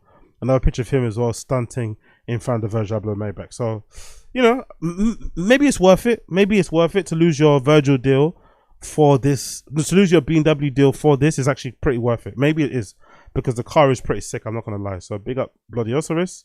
Big up Bloody Osiris. There's another post here as well of him talking about thanking Pharrell for smoothing a relationship with Louis Vuitton, because I guess he wasn't getting any callbacks from them when Virgil unfortunately passed away, and they obviously hired Pharrell to take over. It was a whole different probably team. Maybe they're trying to look for different people to work with and shit. It is what it is. Those things happen. But let's hear what he has to say regarding Pharrell kind of helping smooth a relationship over with Louis Vuitton. when V passed, you know, Yeah. no disrespect, y'all know who y'all is, but when V passed and all that, they was acting funny. Were they? They wasn't even inviting me to the shows no more. Like, you feel me? Like, Yeah. so I missed that first P joint. No.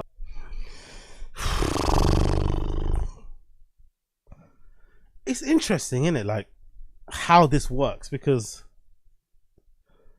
I always thought I was entitled when I was in the scene, right? I always thought I was somewhat entitled when I was in the scene in terms of wanting to get invited or feeling like I was getting left out, or it was like a personal thing that you won't get invited to certain things, especially back when I used to work at the 1948 Nike store. That was the only rule. I think that was probably the only time I was actually like plugged in by default working at the store, because I never really took an active interest, or I never really tried to network and make friends and stuff, which is a real big error of my time back then. Something I kind of regret not doing. I was not really making contacts and kind of working with, because a lot of people that did do that well during that period of time are doing very well now. They're thriving, they're striving, they're kind of, you know, going down that path of doing what they want in that kind of world and shit, and not having to work a regular job and shit, which is obviously the dream. But I realized pretty quickly when I was working there that yes, I was going to get some opportunities based on the fact that I was working quote unquote for Nike, but I had to build on that. I couldn't just like sit there and let them come to me. I couldn't just sit there and expect them to be given to me. I had to kind of work for it. So if there was an event happening in the store or in the fucking event space, I would have to go out of my way to try and like shake hands with certain people, kiss babies, rub shoulders, and actually be, you know, active out there in terms of trying to get my name out there, make friends, whatever, which would then maybe help my ability or enhance my ability or further my chances, increase my chances to get invited to other things or shows, whatever. Because there were those people that were in that room, but you had to go out there and make the effort, especially in places like London. Everyone's a little bit, you know, stuck up and a little bit cliquey. I'm assuming the same thing in probably New York, maybe even worse. So you do have to make this first step. But usually when you make the first step, people usually comply. I'm not going to lie. Usually if you go out your way to try and make the first step and say something, people usually do comply and be like, okay, cool, this guy's like, you know what I mean? So it's fascinating to me that a guy like Bloody Osiris is kind of, you know, you imagine really clouded up. Everyone kind of knows him by virtue of what he dresses like and his face and shit. He is still sitting there expecting, when if anything in his line of work, especially in this precise situation, when Virgil passed, like I remember it happening slightly the same sort of thing for me in '94. I think that's why I actually ended up getting let go from that place. Was, if I'm not mistaken, when we got when I got hired, there's weird, interesting. When I got hired there, I think the person that hired me personally and handpicked that team was A-Side, the guy that works with Tremaine, or worked with Tremaine Emery, close friend Tremaine Emery, right? So he was the first guy that kind of like handpicked me to work there, or that team. Then soon after A-Side picked us as that team, he quit Nike and went to do his own thing, and then somebody else took over. That guy actually liked us, that team, because I think some of us he knew from the London nightlife scene and shit, so he kept us on. But then when that guy left, he was replaced by what's her fucking name, Sharmadine, the lady that founder of Warren Nails. And when she took over, you know, I wouldn't say we're bad. I wouldn't say like she's a friend or anything, but you know, we were never really that close or anything. I kind of know her from back in the day, but you know, she's got a little bit of a, let's say, of a personality is a little bit rough, innit? It's a bit hard to get along. She's a little bit, you know, I don't know. Everyone's aware they are, but Sharmadine's personality for me isn't really someone I'm really, you know what I mean? Whatever, which is okay. Do your thing. But she also came in with her own idea, and I think when she came in, I think that was when she went out and hired a bunch of really, really young kids, which was kind of cool for that time because the store did need a bit of a refresh. So she got in some kids that are just younger than us at that time. I'm assuming Gen Z kids who are going to push the brand a bit forward and be a little bit more cool, be a little more plugged in, and maybe she's wanting to have time to restart. But it was on the cards. I was surprised we didn't get let go after A-Side left. The fact that we didn't let go after A-Side left was a surprise. But I was also very cognitive and aware that this is also going to, you know, our end is going to come because these guys are going to want, like what happens, it almost happens in football too. If a manager, if new owners take over or a new sporting director comes in, most likely that manager that's working at that club, if they were there before the sporting director got in, that person's on a ticking time bomb until they get let go. because that sporting director wants to create their own legacy. They don't want to build off the back of the legacy of the previous guy.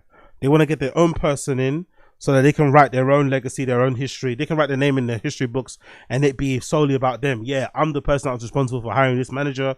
Under my leadership and under his leadership of the team, we won XY trophies. We went on this run of run. I mean, you want to do that. So he should have known as soon as Pharrell took over from Virgil, or as soon as Virgil passed, he would have to try to massage his connections. Like he had to just basically start again from zero. He was never going to be that guy. Like again, like, you have to start again from zero. Like they don't know you like that. Like they're looking for new people. Pharrell's era's coming. He's gonna have his own influence. It's not like, you know, like Pharrell kind of got tired of the creator involved more, and other people. I can't really think. I'm actually trying to think who are people that Pharrell kind of rocks with when it comes to Louis Vuitton. I can't really think. I'm not gonna lie. I think Virgil was a lot better at kind of picking social media people. Pharrell, maybe he's got more people that are like A-list celebrities and stuff and Hollywood people, entertainment. I'm not really familiar with, but he should have known that it wasn't gonna be the same. He should have went and actively reached out to Louis Vuitton and tried to build that bridge, you know. But regardless, he's thanking Pharrell for it. Now, take back to the video.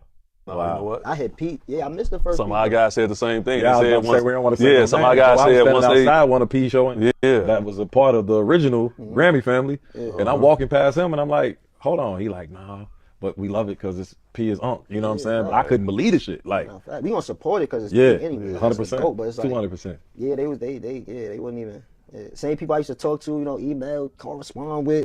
They ain't even answering. Yeah, they start. Yeah, so I hit P directly. Okay. I mean, DM they'll. Next time I'm getting called, but after that it's over. Exactly. P for that. When V. Come on, bro. Come on, man. Like you should have known, man. Like I don't know. You should have known. This shouldn't have been a surprise. I still think they probably should have went a complete different direction. Personally, I think after V pass, you just go in a different direction. Don't try and go down the urban route. If that was me personally, I wouldn't have tried and done that. I would have tried and go and get somebody completely different to kind of run or push, you know, or kind of lead, Louis Vuitton men's and change up the whole aesthetic behind it and shit. I think the I think the Pharrell 10 years has been pretty poor so far. Apart from that first collection, it's all been pretty forgetful and shit. The only thing I can think about when I think of, you know, Pharrell's Louis Vuitton men's, the first thing that comes to mind is Digi Camo and Flares. That's the only thing that comes to mind when I think of Pharrell's fucking Louis Vuitton men's. Digi Camo and Flares. Everything Flares, everything boot cut, everything Digi Camo. I'm fucking fed up with it. Hopefully he gets fired soon because I've had enough of it. Honestly, it's fucking terrible. But glad to hear that, you know, Pharrell did help him iron out his kind of relationship with them overall. And now he's on, I guess, somewhat good terms, it sounds like. It sounds like he's on somewhat good freaking terms. Let's move on. Big up Stay Grinding, by the way. Check out Stay Grinding. Really cool account that posts a lot of like streetwear inspired news and shit. I like it. This is fucking hilarious, right? Big up the Daily Mail. This is a hilarious story. Legitimately an hilarious story. British woman 23 is arrested after being caught trying to smuggle 18 kilos of cannabis out of Ghana into Britain on British Airways. The first thing that came to mind when I saw this story, or when I read this story, was, is Ghanaian weed really that good? Do you have to smuggle 18 grams of it? Like, is Ghanaian weed known to be that loud, that good, that potent, that fucking banging, that you would risk your life and try and smuggle in 18 kilos of it? Is it really that serious? Is it really that serious? Let's read the article. British woman has been arrested in Ghana after being accused of attempting to bring up to 18 kilograms of cannabis into the UK. The 23-year-old has been set on board of a British Airways flight from Accra to Ghana back to London Airport on May 18th when she was approached by officers as part of a profiling exercise the Ghanaian government said. By the way, that should be the biggest red flag, isn't it? That should be an easy thing for border police, immigration people to sift through and to figure out who's a criminal and who's a fucking potential smuggler. If you're going to a place like Ghana, and I'm imagining flights from London to Ghana, I'm probably going to say they're like, judging, I don't know, again, I've never been, but I'd probably say they're around 10 hours plus. So that's 20 hours back, you know, to and from. If anybody is passing through immigration and they tell you that they're in Ghana for what, 7 hours, and they're flying right back home again. They're just there for the day, and they're going back home the same day. That should raise some alarm bells. That doesn't seem normal. Who's leaving Ghana to go and not even stay a night? Not even stay 2 days, a week, a month. You're going there to stay there for 1 day, and you're just a girl. You're not some businessman or something. That's too bait. Ghanaian Narcotic Control Commission, the NACOC, a government agency, alleged that the luggage checks revealed the young Briton had hidden, and by the way, hidden, keep an eye on the, or keep a note of the word hidden. 32 slabs of substances initially suspected to be narcotics drugs in 2 suitcases destined for London. Later, a field test provided positive tests for the cannabis, with drugs weighing 17.72 kilograms in total. She was arrested by officers at the airport and has been reportedly moved to NACOC's headquarters in Accra for further investigation. Her arrest is the latest in a recent string of British female smugglers who've been caught legally transporting drugs worth millions of pounds. And I was wondering this, by the way, because I thought this is true too. I noticed that when I heard the story. I was like, doesn't it seem like every other day, every other week, there's a new story about somebody from this country risking their life, risking their freedom to smuggle cocaine, weed, pills, MDMA, whatever into this country. And I feel like it's becoming more and more prevalent. So all that tells me is that, number one, the reason people are doing it is because a lot of people get away with it. I think more people slip through than the ones that get caught. So if every person that gets caught, probably 10 kind of slip through. So that's what the fucking smugglers are probably using to kind of dangle as a carrot over these people's heads to potentially go and do the deal. And people are just desperate and hungry. People are hungry, whether it's from the high unemployment rate in this country, whether it's just the rising cost of living and people wanting to make an extra income or extra bit of money on the side to supplement what they're making for their jobs. It feels like people are becoming more and more desperate and are really trying anything possible to secure the bag. Most likely as well, you know, judging how people are in this country, based on what I know, a lot of these people are probably doing this in the hopes of just using it to have some pocket money to pay for a fucking holiday, or to pay for a festival ticket, or to pay for accommodation and shit. That's the actual sad bit about these stories. These are probably all being done just to make sure that they can kind of keep the lights on and whatever else that they're doing. It's fucking horrible, but it is what it is, I guess. Bella May Cully, 18, or Cully, sparked a massive international search operation in early May after she was reported missing when she was believed to be holidaying in Thailand. However, it later was revealed that the teen from Billingham, County Durham, had been arrested 4,000 miles away on drug offences in Georgia, allegedly carrying 30 pounds of cannabis into ex-Soviet nation. That is, I don't know what kind of desperation that is, by the way.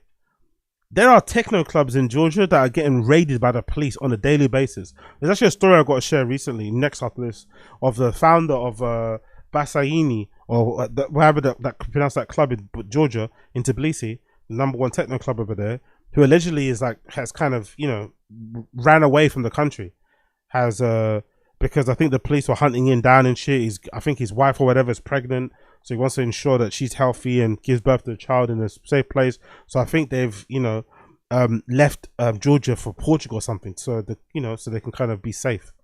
So imagine you're in a country like that that is, you know, has some very strong opinions about, you know, people from the LGBTQ scene, queer scene, very much against stuff like techno and those kind of clubs that are probably bringing a lot of money into their country, right? It's probably helping their nightlife economy, probably helping increase their GDP. But then you are still having the same idea to go to that very same country and smuggle in for stuff like cannabis or whatever. Like, people are, whew. When you're desperate, I guess all sense goes out the window, innit? But anyway, remember when I say hidden? You remember when the article said the cannabis was hidden? Do you remember? Cool. #1, by the way, bless this young lady who tried to smuggle, you know, cannabis from Ghana out to England, I'm assuming. By the way, I wonder if she would have got caught in England. I know she got caught as she was trying to leave Ghana, but I wonder if she got to London, would she have passed through immigration? But you remember when it said hidden? And by the way, I love the Trapstar hoodie. That's probably a real big warning sign. If you wear a Trapstar hoodie, I'm assuming you're probably, you know, have an affinity with the traps lifestyle, right? You know, whatever. But they did say 32 slabs of cocaine that were hidden, right? Look at hidden. Look at what hidden means. This is what hidden means. you know when you got a piece of, you know when you got luggage and there's a lining on the luggage. Sometimes you can use that to kind of put your stuff in, or sometimes you just use it as a base to put your thing in. There's usually a lining that you can unzip. She unzipped that lining and stuffed these, I think there's Ziploc bags. I think there might be, I don't know, whatever else bags of weed inside there. That's what's hidden. The bags are not covered. The bags are transparent, so you can literally see through it and see some of the color of the weed or whatever, the cannabis there, and the buds. You can actually make out what it is even without opening it. It's not covered in anything. It's not sellotaped anywhere. It's just clear, transparent wrapping that's been wrapped around and put in the zip section of the fucking piece of luggage. Didn't try and conceal it inside the frame. Didn't try and put it inside of bottles, inside of fake fucking, you know, bottles of cream, fruit, whatever. Just inside the lining of the luggage. They didn't even try. And I guess maybe she tried to mix it up by leaving the sandal there to like not make it bait. But God almighty, girl, you didn't even try, man. You didn't even try. That's the girl in Georgia, right? I think, right? Hey, look, but by the way, imagine how your parents feel. Your parents feel like you got kidnapped. Your parents fear the worst. Your parents fear you maybe got murdered. You might have got your body might have been dumped somewhere on the hillside in Thailand. But then the Thailand authorities let you know she's not even in the country, madam. She's in Georgia. She's in Georgia. It's like, what? How did she get there? It's like, yeah, she got arrested because she tried to smuggle some drugs there. Like, your parents are probably happy that you're alive, but they're gonna be so fucking mad when they find out that you weren't in fucking Thailand on your gap year, backpacking through fucking Phuket. You were out in Georgia trying to smuggle grams of fucking weed. Meanwhile, 21-year-old Charlotte Lee May from Causden in South London. Is that the girl up there? Is that her? No, that's Bella. That's Bella Cooley. That's the one in Georgia. And that's the girl from Accra, Ghana, right? So, yeah, there's a couple girls here. Meanwhile, 21-year-old Charlotte Lee May from Causden, South London, was arrested in the capital of Colombo last week after police discovered 46 grams of Kush, a synthetic strain of cannabis, in her suitcase.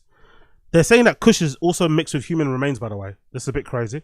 The youngster who told Mail Online from behind bars in Negombo prison, bro. That sounds harsh. I'm not gonna lie. What does Negombo prison look like? I'm quickly gonna Google it now. What does Negombo prison look like? This must look rough, innit? Negombo prison in Sri Lanka. What does that look like? Oof. That's Negombo prison. God damn, that looks rough. There's people have parties in Negombo prison. There's a video here that shows a party that happened in Negombo prison. Let's see this. Footage reveals parties. Convicted criminals enjoying relative luxuries in prisons was thrown under the spotlight in recent times. Wow. The Negombo prison was at the center. Decent, isn't it? You get hooked up. People got 4 pillows. That's like probably having like a Hermes belt. That's like having Balenciaga shoes, isn't it? People got Hermes, like 4 pillows, 5, 6 big duvets, probably mattresses and shit. Fuck. Of it, with prominent criminals there being afforded. Someone's got a fan. Someone's got a fan in there. That must be, because you can imagine what the fucking humidity is, what it's like in Thailand in general, or in Sri Lanka. Then imagine what it must be in fucking prison there. So if you've got a fan, if you've got some sort of air conditioning in your fucking cell, you are living like a king. The luxury of having fridges, various food items, musical instruments, as well as other comforts within the prison. The Negombo prison's former superintendent Anuruddha Sampaio was accused and remanded over provision of such unlawful luxuries to inmates. Now the intelligence units have found video footage of Negombo prison inmates throwing parties at the prison during Sampaio's tenure while imbibing liquor.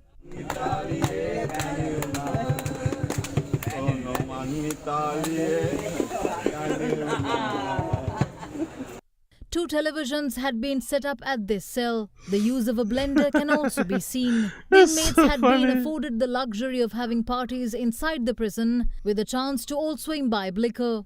To be fair, it looks like a vibe, I'm not gonna lie. It looks like a fucking vibe. I'd be in there. That looks like a good little afters. They're all sat cross-legged on the floor, singing songs, making little fucking smoothies for each other, you know, in their little vests and shit, hanging out, Sri Lanka vibe. It looks like a vibe, I'm not gonna lie. Such parties had been recorded with the use of mobile phones, and the intelligence units have also found. Look at the pot bellies, man. They're eating well in there. Look at all the fucking pot bellies. These uncles are eating well. They're looked after, bro. They're well fucking nourished. No one's there is missing a meal. No one there is fucking famished. No one there is on hunger strike. They're all eating well. Look at that fucking belly. Many relative photographs. The video footage and photographs have revealed that a group of inmates, including mega drug racketeer Kundaranji, had enjoyed a luxurious life within the prison. The former superintendent of the Negombo prison, Anuruddha Sampaio, under whose watch these illegal activities had taken place, was arrested and remanded over providing unauthorized comforts to inmates. He was granted bail recently, however charges are filed against the suspect. Cool. So I guess maybe she's not living life too badly over there in Negombo prison. Big up her. The youngster who told Mail Online, Negombo prison, that she had no idea about the drugs. Well, yeah, that defense doesn't work, unfortunately. I had no idea is not a defense at all, unfortunately. Worth up to 1.2 million, found her suitcase, was seen at the Negombo Magistrates Court in May. The drugs bust came also at the same day that the officers were said to have arrested 3 people, including a young 19-year-old British citizen allegedly found to have been carrying 53 kg of cannabis. The young British citizen, along with 2 other suspects believed to have been assisting him, were identified and taken at the scene. We got such draconian laws and rules around weed anyway, man. Stuff like, I get it if it's like class A stuff like coke and heroin and shit, but weed, like, allow it, bro. Like, it's not that deep, bro. This is like, that stuff used to be made legal ASAP in Europe, at least.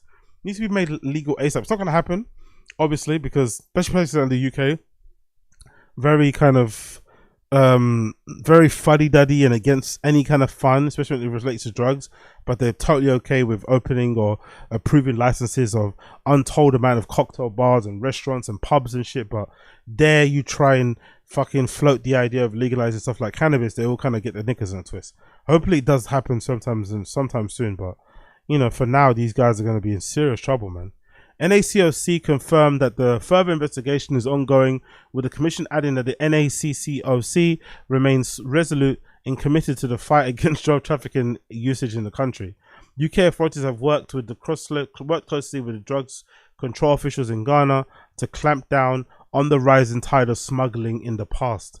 That's the girl there in a little trap star fit with her luggage stocked with absolute bricks of weed, by the way. Bricks of weed, clumps, slabs of them. Like, not even try to seal it. Just put it in the lining of the fucking suitcase. Unzipped it and that was it. God damn it, girl. You didn't even try. And that's her luggage. You can imagine that's the thing that doesn't make any sense, right? So, allegedly she went to Ghana, London to Ghana, for 1 day. Back and forth. Like, these smugglers aren't even smart. They don't try and give their mules like money for like a weekend or like a week vacation. They just give them a ticket to go there and back. And you know, the border. Imagine you got someone that's working. Imagine you got somebody. Imagine the person that you pass at the immigration, the same person you pass trying to get back into the country. You know what I mean? It's like they're working the same shift. They're gonna be like, hold on, you just went and left and come back. Like for one, like you traveled what 11 hours, however much it was to get here, and you're leaving after only being here for an hour. Like, come on, there's something's amiss. So that was probably the red flag. There's another image of that Charlotte. Oh, geez, look at her. Bless that. That's the girl up there, isn't it? That's the girl up there. Fucking hell, look at her. Behind bars. Charlotte May from Causen, pictured, was arrested. So that's her in this Sri Lankan prison. She's behind bars and they look like they've put some of the bars, they've got this mesh wire thing that's been ripped off of it. And then I guess it's been covered in this plastic sheet. So proper third world country looking prison type of vibes. In September last year, 4 British men were found guilty of smuggling 4.3 million worth of cannabis.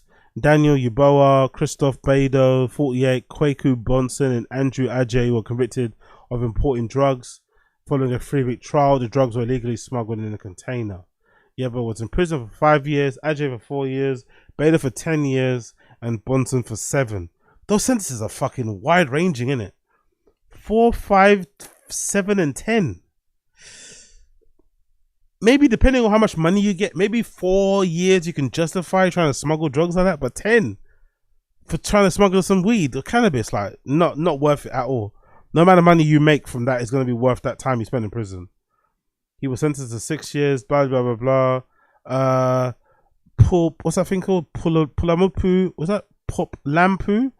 Has been in regular contact with Eric Appiah from also from Ghana, who's accused of trying to import 15 kg of cocaine stashed in food boxes. Appiah was sentenced to 6 years in prison, while 2 associates were with the ring were also arrested and handed down sentences. UK authorities have worked closely with drug control officers in Ghana to clamp down on the rise inside of smog. So that's been happening a lot. So maybe they're getting a grip on it now because obviously it's been bait and hotted up.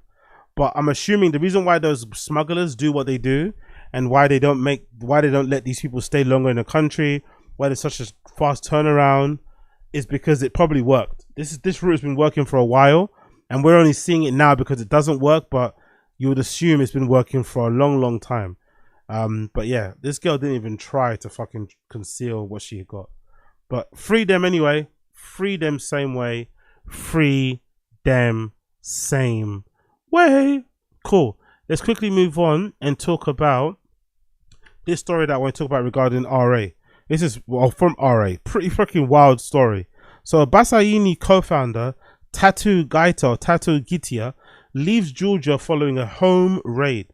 So it feels like every other week I see some new development regarding the techno scene or Bassiani in general over there in Tbilisi, Georgia, with police raiding it, neo-Nazi people doing some mad shit, anti-LGBTQ people doing some mad shit. Like, it's just there's always something going on when it comes to the authorities attacking that club, that scene in general. It seems like the people that are out there on the front lines are literally putting their life on the line for that scene, for the music, for whatever community that they're representing and kind of for and speaking for.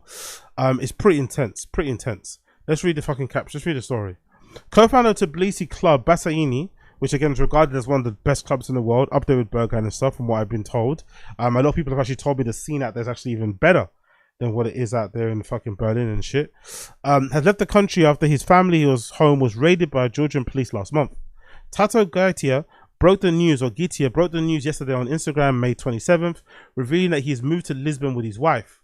Let's actually click the post. Let's actually see what the post is saying. Big up RA for the news, but this is fucking crazy, bro. Could you imagine? Could you fucking imagine the fucking Tbilisi police raiding your home because you own a techno club that they don't ideologically agree with and shit? Like, it's just fucking horrible. It sounds like a nightmare. Let's get this on the new post. Big up him. Let's load it up on here. Where is it? There it is. There. Boom. Big up this guy, right? So let's get up on here. It says thanks for all the messages of support. Why isn't it loading? Why can't I see all the messages? Cool, bear with me 1 second here. Let me just load. I want to see all the replies as well and read through some of the messages of replies from people that are supporting him. So the big up Tato Getia. So thanks for all the messages of support.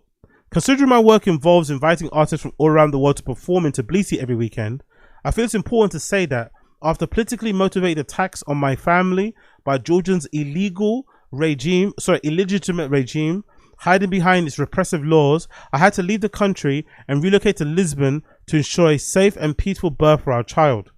He probably didn't even have to say where he's going, to be fair. He probably didn't need to drop where he's going, but I guess he's saying this out loud just to kind of protect himself and kind of make sure that no harm comes his way. First, I want to be clear that this wasn't out of fear. What hurts most is that the regime's actions left us no choice but to step away during such a meaningful time in our lives. My family and friends who remain in Tbilisi are doing everything they can, standing exactly where they should, at the protest of Rustaveli Avenue, fighting for a free and just Georgia. Until then, resistance is what matters most. Georgia will never again be a Russian state. I deeply believe that with each passing day, our country moves one step closer to the end of this oligarch regime. Thank you for every individual who shows up and stands up for us in support week after week. So the co-founder of the fucking club himself isn't even in the country.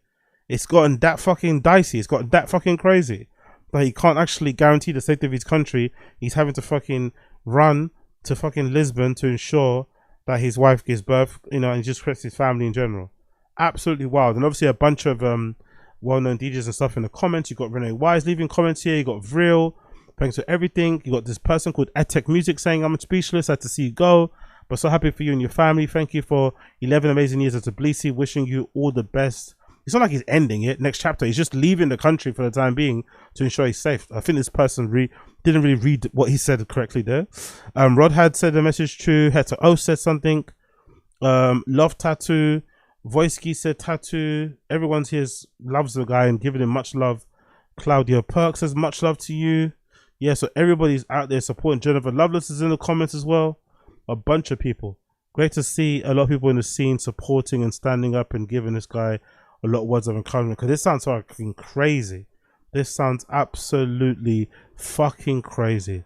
So, another person says here, it's really the best you could do, and wish you both a peaceful and calm, mindful days while bringing new human being to life.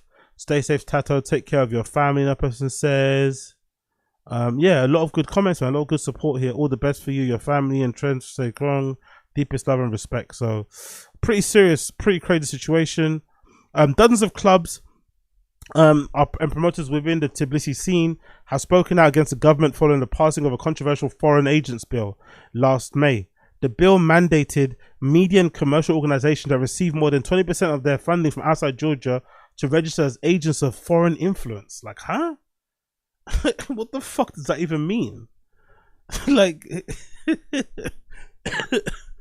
you're trying to okay, the story's not even available on there for a reason. You're trying to make out as if these clubs are essentially traitors to their own people because they receive some funding outside of the country because the government themselves don't want to fund whatever's going on there because they don't agree with it ideologically and shit. It's fucking horrendous, by the way. It's fucking horrendous. So big up fucking what's his name, Tato Getia. Hopefully the birth of his child goes well and shit, everything goes well and everything else. But yeah, this is fucking crazy. This is fucking scary. And they're still on the front line protest. I think they protest in Tbilisi like every other week. I think I've seen some sort of post about a protest going on in there. And you know, Tbilisi is Georgia in general is a very religious country, very conservative in some ways or in a lot of ways.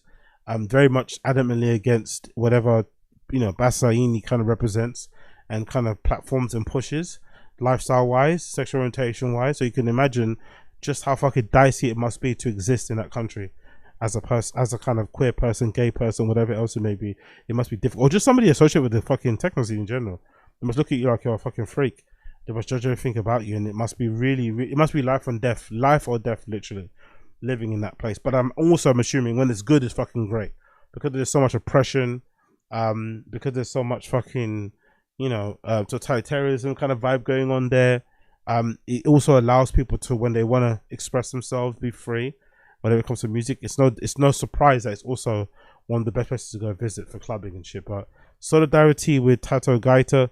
Hopefully everything goes well with him and his family, and at some point he's able to return back to Tbilisi, Georgia. Hopefully soon. Hopefully, fingers crossed, sometime blood clot soon. Big up Marcel Detmann, one of my favorite DJs, one of my old school legendary favorite DJs from back in the day. He's stepping up for, this is a weird one, right? Running Back's Mastermix remix. I'm not gonna lie, I wouldn't really associate Marcel Detmann's sound with anything that Running Back do, which is Gerd Jansen's record label, if I'm not mistaken. But yeah, he's doing one courtesy of RA. It says here, Marcel Detmann is taking on the next edition of German label's Running Back's Mastermix series, due out on June 27th. The 19-track release features Berlin-based producer edits of tracks from Severed Heads, Identified Patients, Nitsa Ebb, big up Nitsa Ebb, big up all my EBM fucking crew, K. Alexi Shelby, among others. It also features a frequent Detmann collaborator, Ryan Elliott. The compilation is available as a limited edition cassette, a free LP compilation, and a continuous mix. Detmann's mix marks the first new release in the Mastermix series since 2023 compilation, highlighting the sounds of Frankfurt's Wild Pitch Club. Detmann released his first recent solo album, Fear of Programming on Deckmantle in 2022. Listen to Detmann's edit of Severed Heads. We come to bless your house and browse the full track listing below.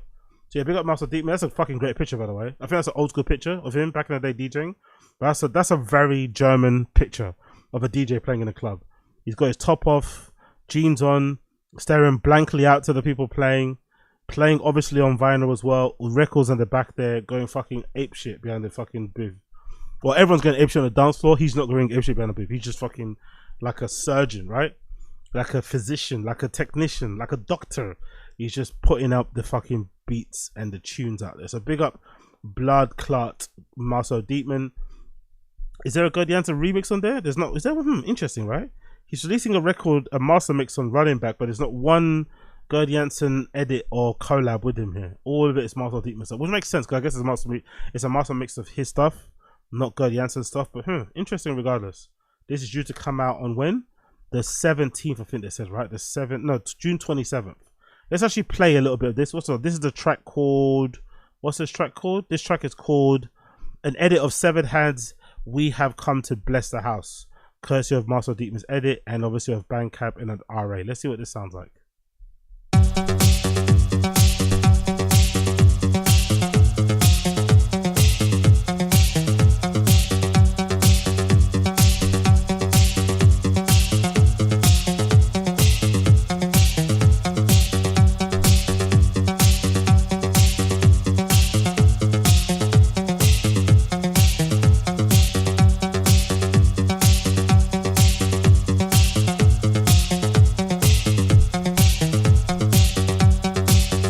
Decent, isn't it? Decent.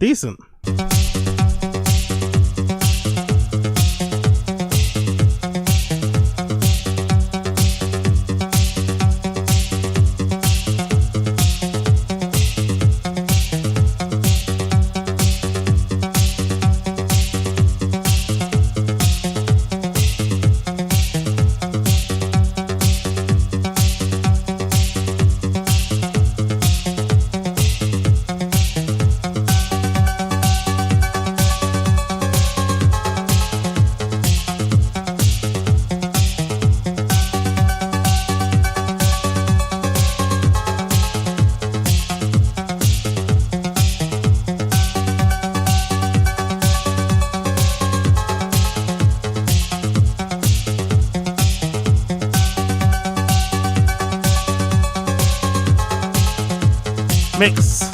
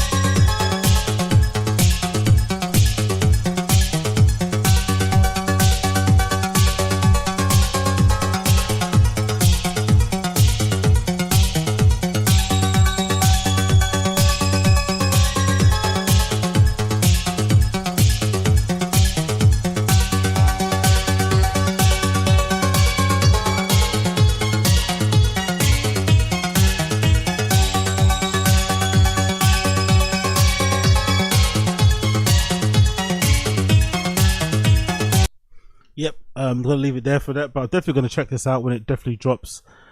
Big up Marcel Detmann, Running Back Mastermix, courtesy of Marcel Detmann, dropping on June 27, courtesy of Running Back. Obviously, I'm gonna do a fucking listen along just when it definitely does drop, but definitely gonna purchase it myself and have it part of my collection. 19-track release, courtesy of the legend that is Marcel Detmann, dropping on June 27th, featuring remixes and edits from Severed Heads, Identified Patient, Nitsa Ebb, K Alexi, Shelby, and obviously collaborations with Ryan Elliott and others as well, dropping June 27th. And that track that I just featured here was called We Have Come to Bless the House, an edit of Severed Heads.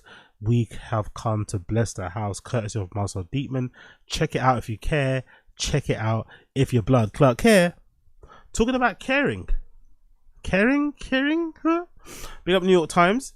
Get ready for a kinder, gentler Balenciaga. This news happened a few days ago, actually, a couple of weeks ago. I'm sure some of you guys are aware of it already.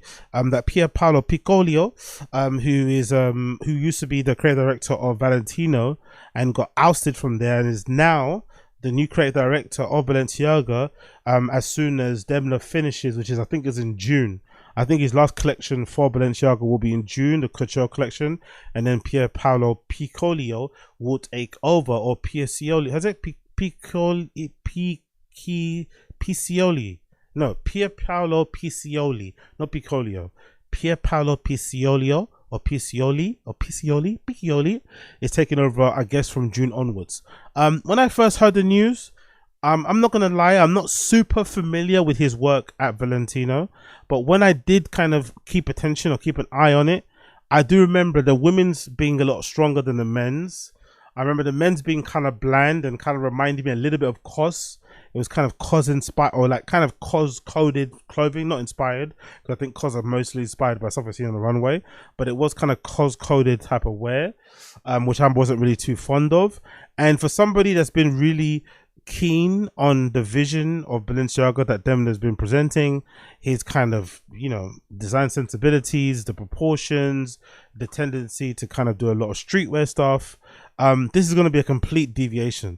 It's definitely going to be a lot cleaner. I think for the fashion people, the ones who are really obsessed with the legacy of fucking Balenciaga and wanting to make sure that the stuff that's been done in the past is kind of honored on the runway, and it goes back to traditional tailoring, it goes back to pattern making, it goes back to cuts, it goes back to this, and not all the bells and whistles, and do away with hoodies and stuff. I think people are going to be happy. I'm pretty sure for this first collection, Pierpaolo is going to want to set a precedent and want to make sure he kind of has a big breakaway from the vision of Denmark at Balenciaga, because that's been very strong and kind of tied uniquely. It's been it's almost like Balenciaga has absorbed Demna's kind of sensibilities and aesthetic, and it's now become part of what they are. You can't really remember what Balenciaga looked like before Demna was there. So I think he's going to want to make sure that he can break that and set the precedent forward. So it wouldn't surprise me if he goes for that first collection and it's completely not streetwear influence at all. There's no streetwear at all. There's no hoodies. There's no trainers. Even though during his time at Valentino, I'm not too sure if he was the person in charge of creating that particular sneaker that everyone likes to wear. It's like a camo running sneaker that a lot of people like wearing, especially like office dudes or finance dudes. I'm not too sure if he's even in part of that design process, but I can't really think of a lot of Valentino items from his time there that I look back fondly on. Again, the women's collection is pretty decent, but men's is not that great.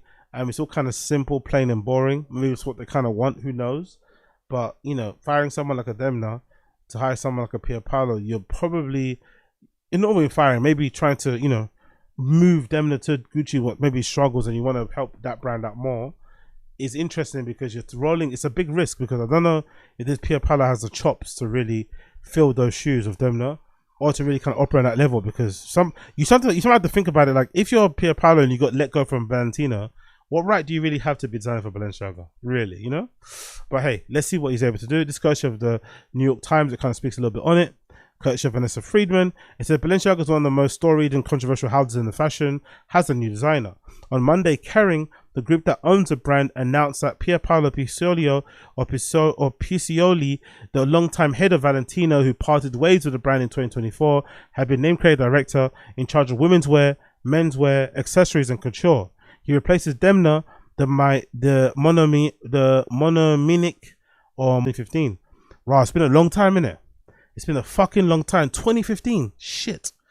Transforming it into a lightning rod for both trends and social issues, who announced earlier this year that he was leaving to join Gucci, which is also owned by Kering.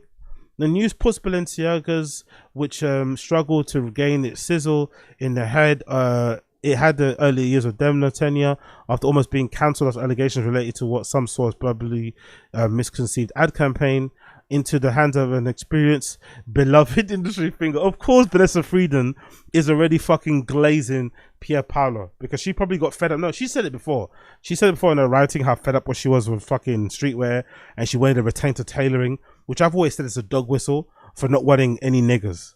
I think that's a dog whistle. Someone as old and as legendary, kind of in her own way as Vanessa Friedman is, she's probably fed up of seeing the likes of bloody Osiris and all of his contingent galloping around Paris in their big fucking Balenciaga stomper army boots with their massive jeans and their big rips and shit, smoking weed, looking all fly, playing their fucking hip hop music from their speakers and shit. She's fed up. She wants some more. She wants some demure, sensible, laid back, chill influences around. And Pierpaolo is probably going to bring that. He's probably going to bring all of those boring cunts out. So that's why she's probably happy. It's going to be a return to tailoring and definitely a more whitewashed version of Balenciaga. It's definitely not going to be as interesting, dynamic, controversial, whatever. It's just going to be fucking boring as fuck, in my personal opinion, because Pierpaolo's stuff at Valentino wasn't that great. And at a moment when Kering is struggling after dismal 2024 results, with top % fall in revenue and creative changes free of its brands, Bottega, Gucci, and Balenciaga, it signals a potential shift in approach. Mr. Piccioli, after all, is one of fashion's greatest romantics, while Demna is one of the great disruptors. His vision is more utopian than dystopian. Mr. Piccioli is known for his couture rather than for his elevated streetwear, a detail that in Francesca Bellettini, Kering's deputy chief executive, cited as particularly important. That he's known for his couture rather than his... Okay, cool. So they wanted him for couture. Maybe they weren't happy that Demna was basically making like couture hoodies. Yeah, maybe they want actual couture pieces. Like, hey, we've got these couture clients. I know Demna can't do that sort of shit, but these couture clients, they need to be serviced. They need to be... they need to feel made special. They need to have gowns, dresses and shit, suiting, whatever.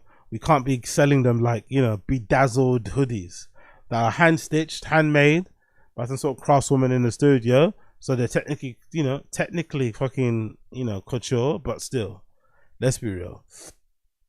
Kering's deputy chief executive cited as particularly important Balenciaga's news release about appointment, and perhaps just as significantly, Mr. Piccioli is ambitious to change the very image of the industry. Again, I don't know if he's that guy. He's talking really big news or big tough shit.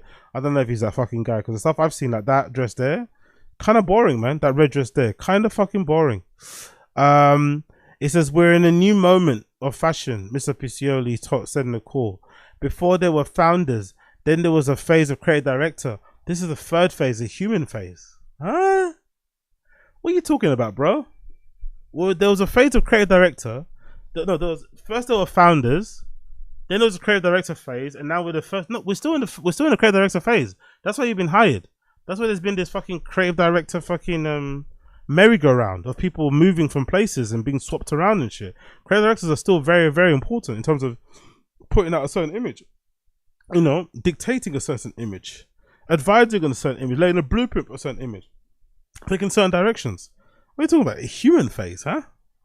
It's a phase that will see more change in creative direction than has ever occurred in fashion, with over 15 houses switching designers this year alone. Wow, 15! Mr. Piccioli said his mission was to create a new template for how that can happen.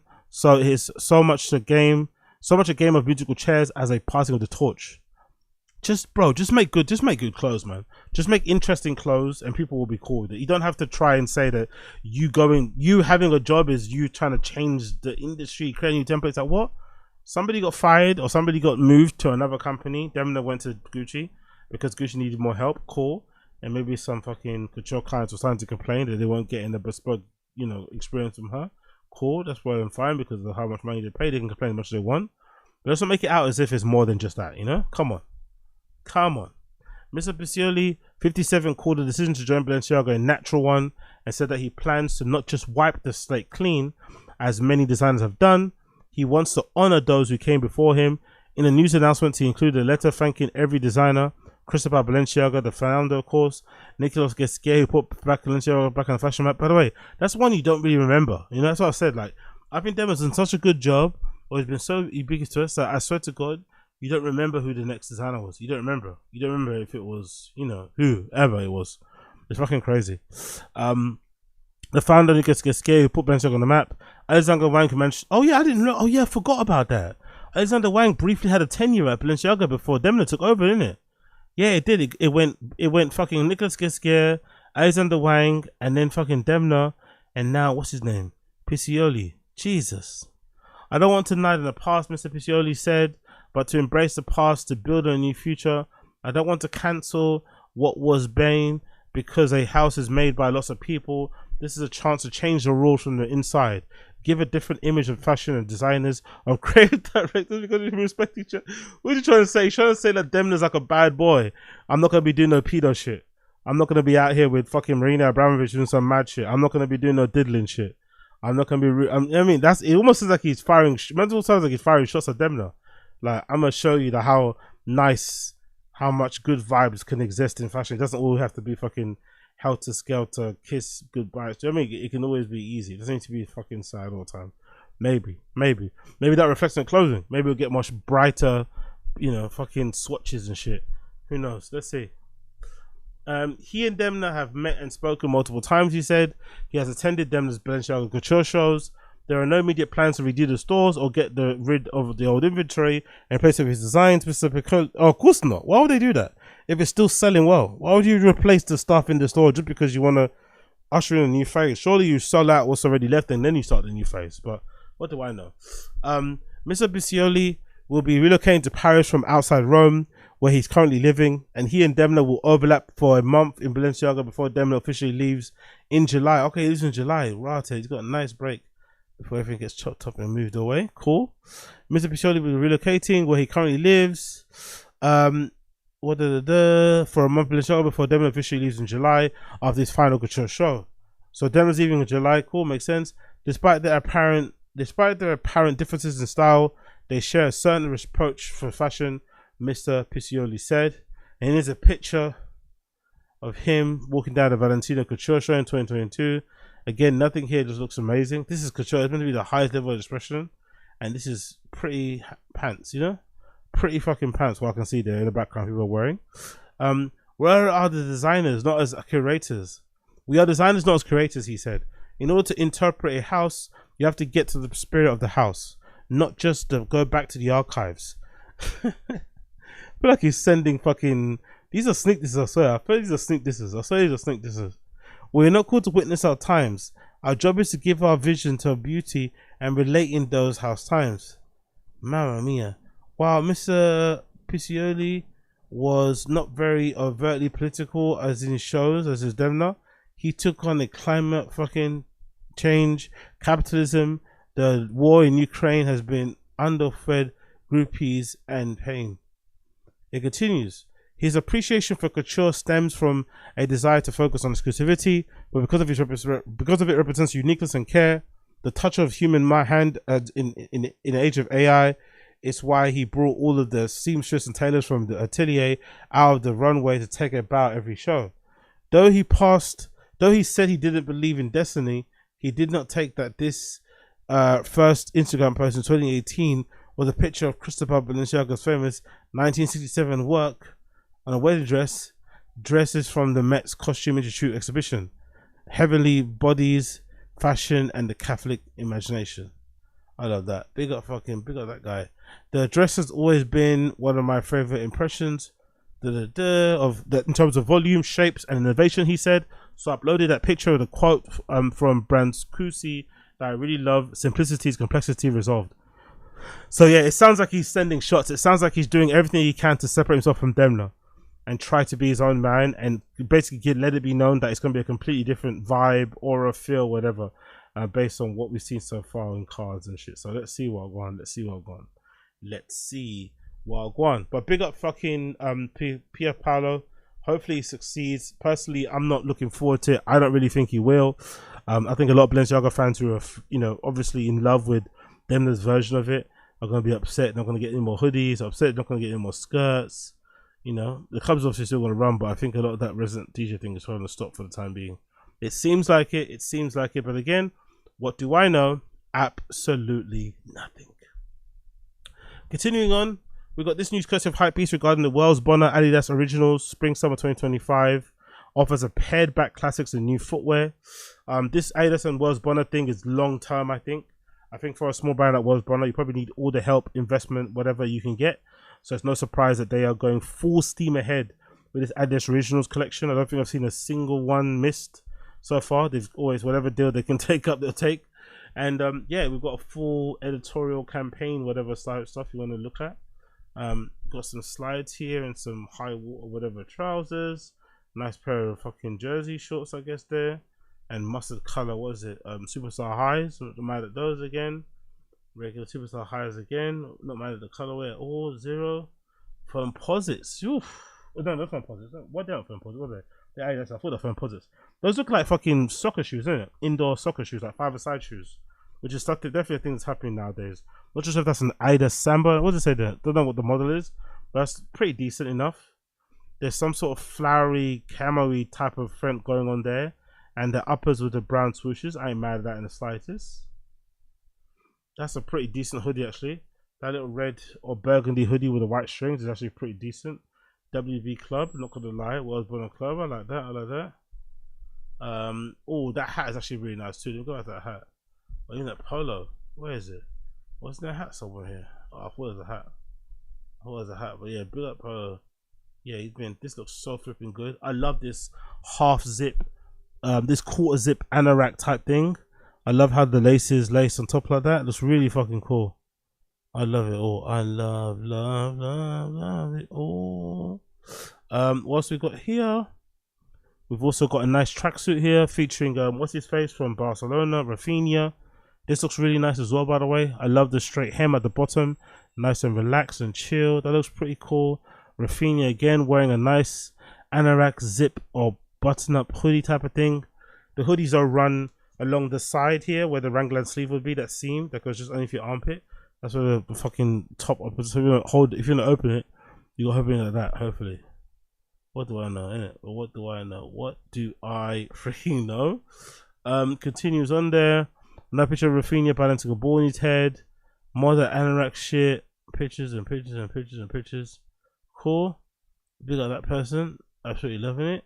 Another person that was absolutely loving it is somebody that was there. What's the actual post? Did I quickly delete that? Where's the actual post? Oh, I don't have it, do I? Fuck. I thought I had that post. There's a post here that I also went to show you here regarding somebody that loved it but didn't love it. But we got some what? So we got some trousers. I mentioned this person before. Cool. We got some trousers here. We got some track. The tracksuit isn't too bad actually. This burgundy tracksuit here, this WB Wells Bonner Club tracksuit with the matching trousers or shorts isn't too shabby. Nice polo there as well. Not mad at those standard, what you call it, AS Originals trousers, but they've been made into jorts. I'm not sure I've seen those in a while. They kind of look like NBA trousers actually. They look really fucking long. You're gonna get abused a lot when you go outside, you'd imagine, but I don't think she fucking cares. Again, a nice pair of pants with the inside of the leg has its blue strip on them. I wonder what that's all about. Probably it's in line with some sort of regulations, isn't it? Most likely. Most freaking likely. What's going on here? Oh, is that the fucking PJs? That's pretty crazy, not gonna lie. That's pretty crazy. That's pretty crazy if that's what they are. They look fucking great. They look really fucking nice, I'm not gonna lie. And this might be the best piece actually. This black anorak thing might be the best thing. I love that it's got like a Nautica type of vibe to it, especially with the laces on the zip or where the parting comes in the middle. I love the fucking style of the fucking lace zip, whatever. I also love that weird fucking energy, you know, weird energy, weird flipping energy, which I fucking love. So this anorak is absolutely sick. It says Wells Bonner here at the front flap there. I think that's embroidered. Hopefully that's embroidered. And on the other corner of that front flap, it's got the Adidas Trefoil logo as well featured there. Really fucking nice. Also, another one comes in white with a pocket on the back, which is actually pretty cool. I'm assuming you can fit stuff in that pop back pocket. Yeah, probably. You can fit stuff in that back pocket. You got the What Is Yours hoodie. Good shit. But again, like I said, good shit, okay shit, but still, you know, maybe a little bit boring when it comes to what they do. These are matching trousers for that anorak thing, right? That I mentioned before that I really liked. Yeah, this is actually pretty hard. There's matching trousers for that anorak thing that I was talking about earlier if you want to purchase that as well. What else does have a jacket? Is there? That's a pretty cool jacket. I just don't think the drawstring laces on that particular jacket work. You know, probably could just take them off. They don't really work too hard, but it is pretty nice. What's it going? Where are you? There's different flips. Is that what? Hold on. Okay, I'm about to say, is that different? I thought that was different flips with different logos. That's a pretty cool bag there, isn't it? So you got one bag from Wellsbonner with a tray foil. Looks like a bowling ball bag. Maybe this is Wellsbonner on the other side. Another bag says Wellsbonner again, and this is like in a cream or burgundy sort of like, you know, whatever shit colorway. You got another I's original tray foil as well. Jeez, so many different fucking bags. They went in with that collection. They are not playing games. They are definitely not playing games. So big up Wellsbonner. Big up their collaboration with Adidas. I fucking love it. Great to see a small brand collaborate with such a team. And obviously you'd imagine whatever Wonga, whatever Skrilla, whatever fucking peas they get from this collaboration, it probably all gets funneled back into mainline Wellsbonner. So it all kind of leads back to that, which is fucking sick. These sneakers, don't know what they are. Pretty interesting. They kind of look a little bit like those collapsible Prada shoes that everyone's wearing and loves that I've talked about before. Okay, I think it's a flip on this indoor shoe. So this is a shoe that I think he was wearing. These indoor type of soccer shoes. So I'm not mad at them as well. Imagine you're calling somebody booty shorts and that same person does that to you. But anyway, who cares? Let's move on. We done that. Braindead have also opened up a new store in New York, which is also pretty cool here, courtesy of Hypebeast. A new outpost here in NYC, or out there in NYC.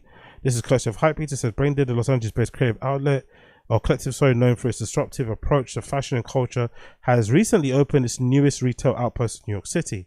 This expansion marks a significant step in the brand, spotlight solidifying its presence in the East Coast.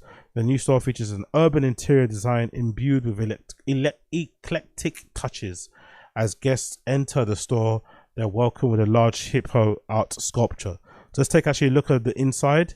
I'm liking that brands that Braindead probably need a store, especially when you think about all the cool, you know, eccentric sort of like, you know, out there sort of things they do in terms of collabs, in terms of what they do in terms of presentation items and stuff, miscellaneous stuff, zines, photos, all that shit. Can't, you know, it's got a very kind of creative brain, so it makes sense that he'll need a place to sort of immerse you into his world, so you can kind of understand what Brenda is really all about, that you maybe don't get through on just watching their stuff on the internet or checking out the store online and stuff. You probably need to be in the store, hear what the music is like on the inside, what type of incidents they're fucking burning there, who is running in and out there, dropping stuff in, but trying to buy things, who got dapped up, who didn't get dapped up. All the stuff is really important. So I think it makes a lot of sense that they have a store. I'm not going to lie. And that's the outside. This is the inside, as they said in the blurb from Hypebeast. They have got a massive fucking hippo art sculpture display thing right in the middle of the store. And the store isn't even that big, so it takes up quite a lot of space. So this is definitely done just for the sake of art's sake, you know, just for the sake of a vibe and create something. You just put the hippo in there anyway. You just figure out the rest, you know. There's not enough space even to get certain stock in, but the hippo stays, you know. You got to rate that. You got to fucking rate that. Big up Carl Eng and everyone else involved in Braindead. Obviously, you got all the new Braindead stuff that just dropped, I think, as well recently. Included. That's that famous bag. They've been absolutely killing it with that bag. I forgot the name of it, but this bag has been fucking done. It's done really fucking well, I think, since the brand is launched. The tote bag thing they've got. The actual hippo. Oh, sick. The hippo actually doubles up as a display piece. So that other side that I looked at, that table is actually built into the fucking hippo.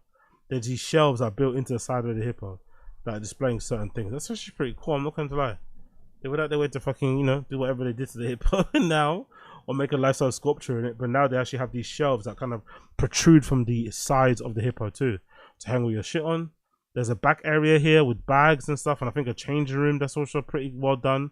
I like the idea of what they did with the change room by having this like frosted shutty glass instead of like the curtain thing. I think that works far better, you know, because it protects your midsection most, but because you could kind of still see the faint outline of somebody. So if you're trying to get in there, you can be aware who's in there, who isn't. Again, you got some good stuff here. You got a pair of maybe some up and coming Oakley and fucking Braindead shoes, which I really like and don't get the hype that they deserve, and probably should be on the sneakers of the year list, you know. But when it comes to certain people that are Jennifer Weltley's of the world, they make it very difficult for brands like this to kind of put their shoe on that sort of list because they kind of suck up on these certain brands. So it's annoying, but it is what it is. A lot of stuff here is good. Like, look at these bags, man. I forgot how great Braindead are making great bags. Like, look at the backpack. That backpack there is really fucking cool. So is that tote bag I mentioned before. Look at the bum bag. Probably got a ton of compartments. Perfect festival gear, this. And there's this other bag here. It looks like a climbing bag or something. Really, really good shit. I'm not going to lie. Their bags are fucking awesome. I might have to actually check out whatever I can purchase, especially for the festival seasons coming up. I have to see what I can get a hold of, because this looks really good. Okay. Braindead, new Net NYC Outpost store is open now. Go check it out. Go and check it out. There's also a new pair of Air Maxes, or Nike shoes, not Air Maxes. Nike shoes called the Ava Rover. About time, by the way. I felt like there hasn't been a new Nike shoe in fucking ages, or a good one, a decent one at least.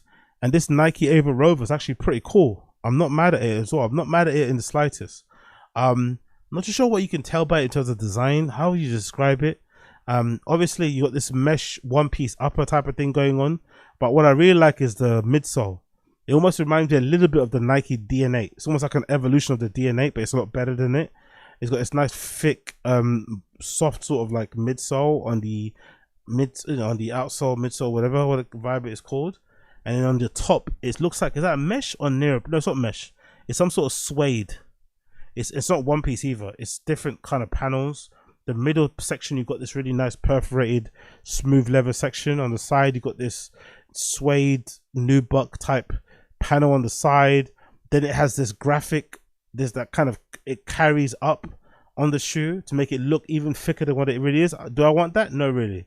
I don't want people thinking I'm wearing fucking stilts. No, thank you. You know, and some people don't mind that sort of stuff, but me, no, thank you. I don't want to feel like my shoe is about to explode at the top of the shoe. It makes no sense to have that. But I guess just as a stylistic thing, maybe just to kind of give people's attention, as it has done to mine. I'm sure people give a fuck about it will, but not for me in the slightest when it comes to that. But the rest of the design of the shoe, I really like. I'm not going to lie. I love how they look. I'm not mad at how they look in the slightest.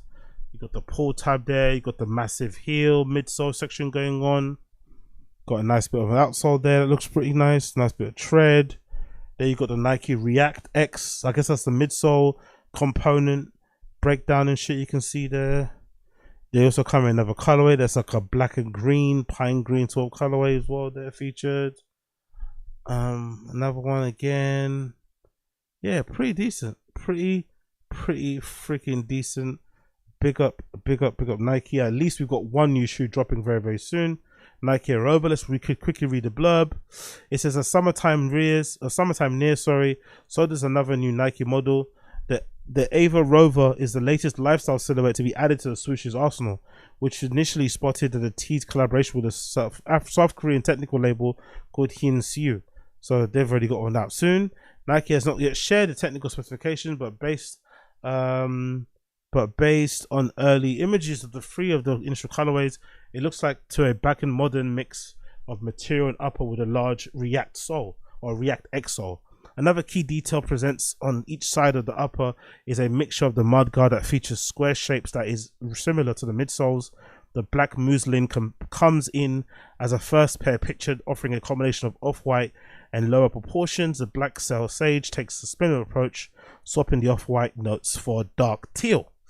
At the time of writing, Nike has not yet officially announced the Ava Rover and those three leading looks. Stay tuned for updates. So we don't know when they're going to come out, but it's a pretty nice shoe. I'm all for it, man. I've been fed up with the retros anyway, me personally. I'm kind of tired of retros. I want to see them try something new. And I ain't mad at this. Although this is probably going to end up in fucking GR hell. It's going to end up at fucking JD Sports and shit, most likely, you'd imagine. These are going to be everywhere. They're probably going to absolutely rinse and destroy these and have them in every fucking retail store you've ever fucking found that sells shoes. At least it's something different. Also, to be fair, just a note on the side too, I like the fact that you can't really see the eyelets or the laces in general. It's kind of got this weird smooth design where it kind of looks like you can see the eyelets with these little markings, but you can't really. It's all kind of hidden behind there, actually. I'm not mad at that. I ain't mad at the design at all. You completely, you know, invisible layers there. I'm not mad at that as well. So big up them. Hopefully it works out for them. Hopefully, fingers crossed, it works out for Damn. Anyways, my friends. Anyways, last one here before I leave. Courtesy of Modern Notoriety. This is bigger regarding Patta's Air Max 90s that are about to be dropping soon. I spoke about this before when the initial post or initial pair released and got leaked online. The laser blue pair, or the kind of like a laser blue flip, if I'm not mistaken. Instead of laser blue, it looks like it's purple. And I spoke about them previously. Now there's a new colorway that got debuted on stage that look fucking hard. So there are these Air Max 90s that Patta are going to be bringing out sometime, I'm assuming this year, in what seems, it looks like what they're doing is going for like classic Air Max 90 colorways. And then obviously with the Patta flip, essentially the mudguard on the side, that black Air Max 90 mudguard, they've added this kind of wave design, similar to what they did with the Air Max 1 or the Air Max 87. But this shape of the Air Max 90 is also kind of, I don't know if they updated the shape, if it's been reimagined, but the shape looks hard. I've never seen a retro Air Max 90 look this good on the foot. You know, that's a good shape. That reminds me of like a 90s era, an actual vintage pair of Air Max 90s. That shape looks stupendous. Look at that. Look at how flat that is. Look at the angles. Like, that just looks so fucking good. So let's read the blurb courtesy of Modern Notoriety. In 2021, Amsterdam-based streetwear brand kicked off a run of Air Max 1 wave releases, resulting in a total of 6 colorways dropping over the span of a year. The premium mesh uppers and navy mudguards from that project are now being applied on other classic Air Max. By the way, when I went to Amsterdam actually the other day, or a few months ago, to see fucking Dixon, it was actually kind of refreshing and nice to actually walk through the city and see a bunch of people wearing not only Patta merch, and we passed the Patta store clearly, but it was closed by the time we went there. I also saw a couple of people wearing the Wave Air Maxes. That was kind of nice, I'm not going to lie. To be in a city like Amsterdam, knowing that Patta's from there, and people are making a shoot. I mean, it's kind of just cool that the people are representing that brand in their own city. That's kind of nice. Anyway, shared by Patta co-founder Edson Sabajo, our first look at the Patta Nike Air Max 90 Wave reveals a grey mesh nubuck construction, paired with metallic silver swoosh, which is the best, by the way. Because I remember back in the day, I had a pair of all black Air Max 90s that had that black metallic, that had the metallic swoosh on it. Fucking incredible. Completely black and just a metallic swoosh. So hard. Wish I could get them again. The Wave is expected to release in summer 2025 via Patta and sneakers, right? Update such as this update recently from them is this one. It says Nigerian artist Odom, how do you say his name? Odumodublvck, how do you say his name? Rocked the Patta, forgive me, MX90 Wave Cyber Green and a matching tracksuit during his set at City Splash Festival in London. Now, these look hard, right? So there's a pair of Cyber Greens due to come out in fucking 2025. I know I fucking hate retros and shit, but MX90s are one of my favorite MX models of all time. Another Tinker Hat for classic. Definitely one of my favorite Air Maxes of all time. Might be my #1 Nike model of all time, actually, even above an Air Force One and a Jordan 4. I fucking love Air Max 90s, but this one, with the fucking wave design, so fucking hard. So that's a pair there you can see, and that's the other one that I mentioned, the sapphire, that kind of reminds me a little bit of the laser blues, but it's got this black tongue and it's got this off-white laces, like so fucking shit. Sick, sorry, not shit. And this is the artist, ODUMODUBLVCK, I think that's not his name, right? Shot by Zakaria Al-Bostani. Look at this fucking look. He's got a matching tracksuit that goes with the trainers. So hard. Look at how hard they look, man. And the other guy's wearing the, what's his name? The Slawn Air Max 90s as well. So fucking sick, man. His bro's wearing the Slawn Air Max 90s and he's got the Patta ones on. They look so hard. Look at them. God almighty. That tracksuit is tough as well, by the way. That Patta Nike Air Max 90 tracksuit is tough as fuck. Look at that. So good. Honestly, I want a pair so badly. Hopefully they release soon. They've been fucking teasing this forever. What Modern Notoriety say they're gonna drop sometime in the summer, but I don't know, man. We're in the summer right now. I don't feel like they're gonna drop anytime soon. What's happening? But with this guy performing at City Splash recently and wearing the full look, I'm assuming this is part of the rollout. Oh look, they also done the classic. That's the retro Nike logo too. That's fucking sick. They've taken the retro Nike Air Max kind of. Is it the Air Max? I think it's Air Max logo from back in the day that usually is on the inside, the tag, and they've put it on the outside. That's also pretty fucking sick, and it's got the Nike logo there. It's got the size, I think, right? I think it's got the size, and then it's got the Patta logo. I think it says medium there. I think it says US medium, USM. So we'll have the size on the side, and there's also a swoosh there. To be fair, I'm not sure how comfortable people are going to be with that. I love the swoosh is embroidered, by the way, not print screened on. Only thing I don't like about the Sloan MX 90s is that mudguard that he changed. I think he made the mudguard look a little bit like an Air Force One. I don't like that one piece mudguard thing. I prefer how an MX1's meant to look, where you got these two pieces. You got this mudguard, and then you got this mudguard on the side. But I don't like the one mudguard look. But still, just looks hard as grandeur. Looks hard fucking in general. Big up Patta, and big up this ODUMODUBLVCK black guy. You fucking killed it. It looked great. Can't wait to get them. Can't wait to get them. Can't wait to get them. Anyways, my friends, that has been the Agostino's English Show episode number 908. Thank you for tuning in. It's been a pleasure to have your company as per usual. If you're watching this particular podcast via the live stream, make sure you like the stream down below, subscribe, all that good shit. Leave me a comment down below. That'd be really appreciated as well. If you're listening to us via the podcast app, of course, leave me a 5-star review on all the podcasting apps. That would also be appreciated. People can notice it and see it and shit.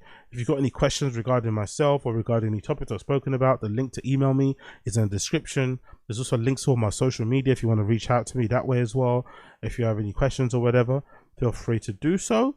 Those of you listening via the podcast app, you shall be hearing my tune of the day. My tune of the day will be courtesy of the one and only Diorvsyou. He's got a new track out, or a new little EP, and I decided to pick one of the records of my song of the day, which is going to be I Wonder. That's my song of the day from the EP that just dropped called So Cunt. But it's obviously, you know, asterisks out and shit, but it's called So Cunt via Diorvsyou. It's got a cover that features all these little doll heads in red with red hair all over the front. You won't be able to miss it. The track is called I Wonder. Well, no, One Mistake, not I Wonder. Why did I say I Wonder? It should be called One Mistake. The track is called One Mistake. Or is it called One Wonder? Regardless, maybe I'll play both.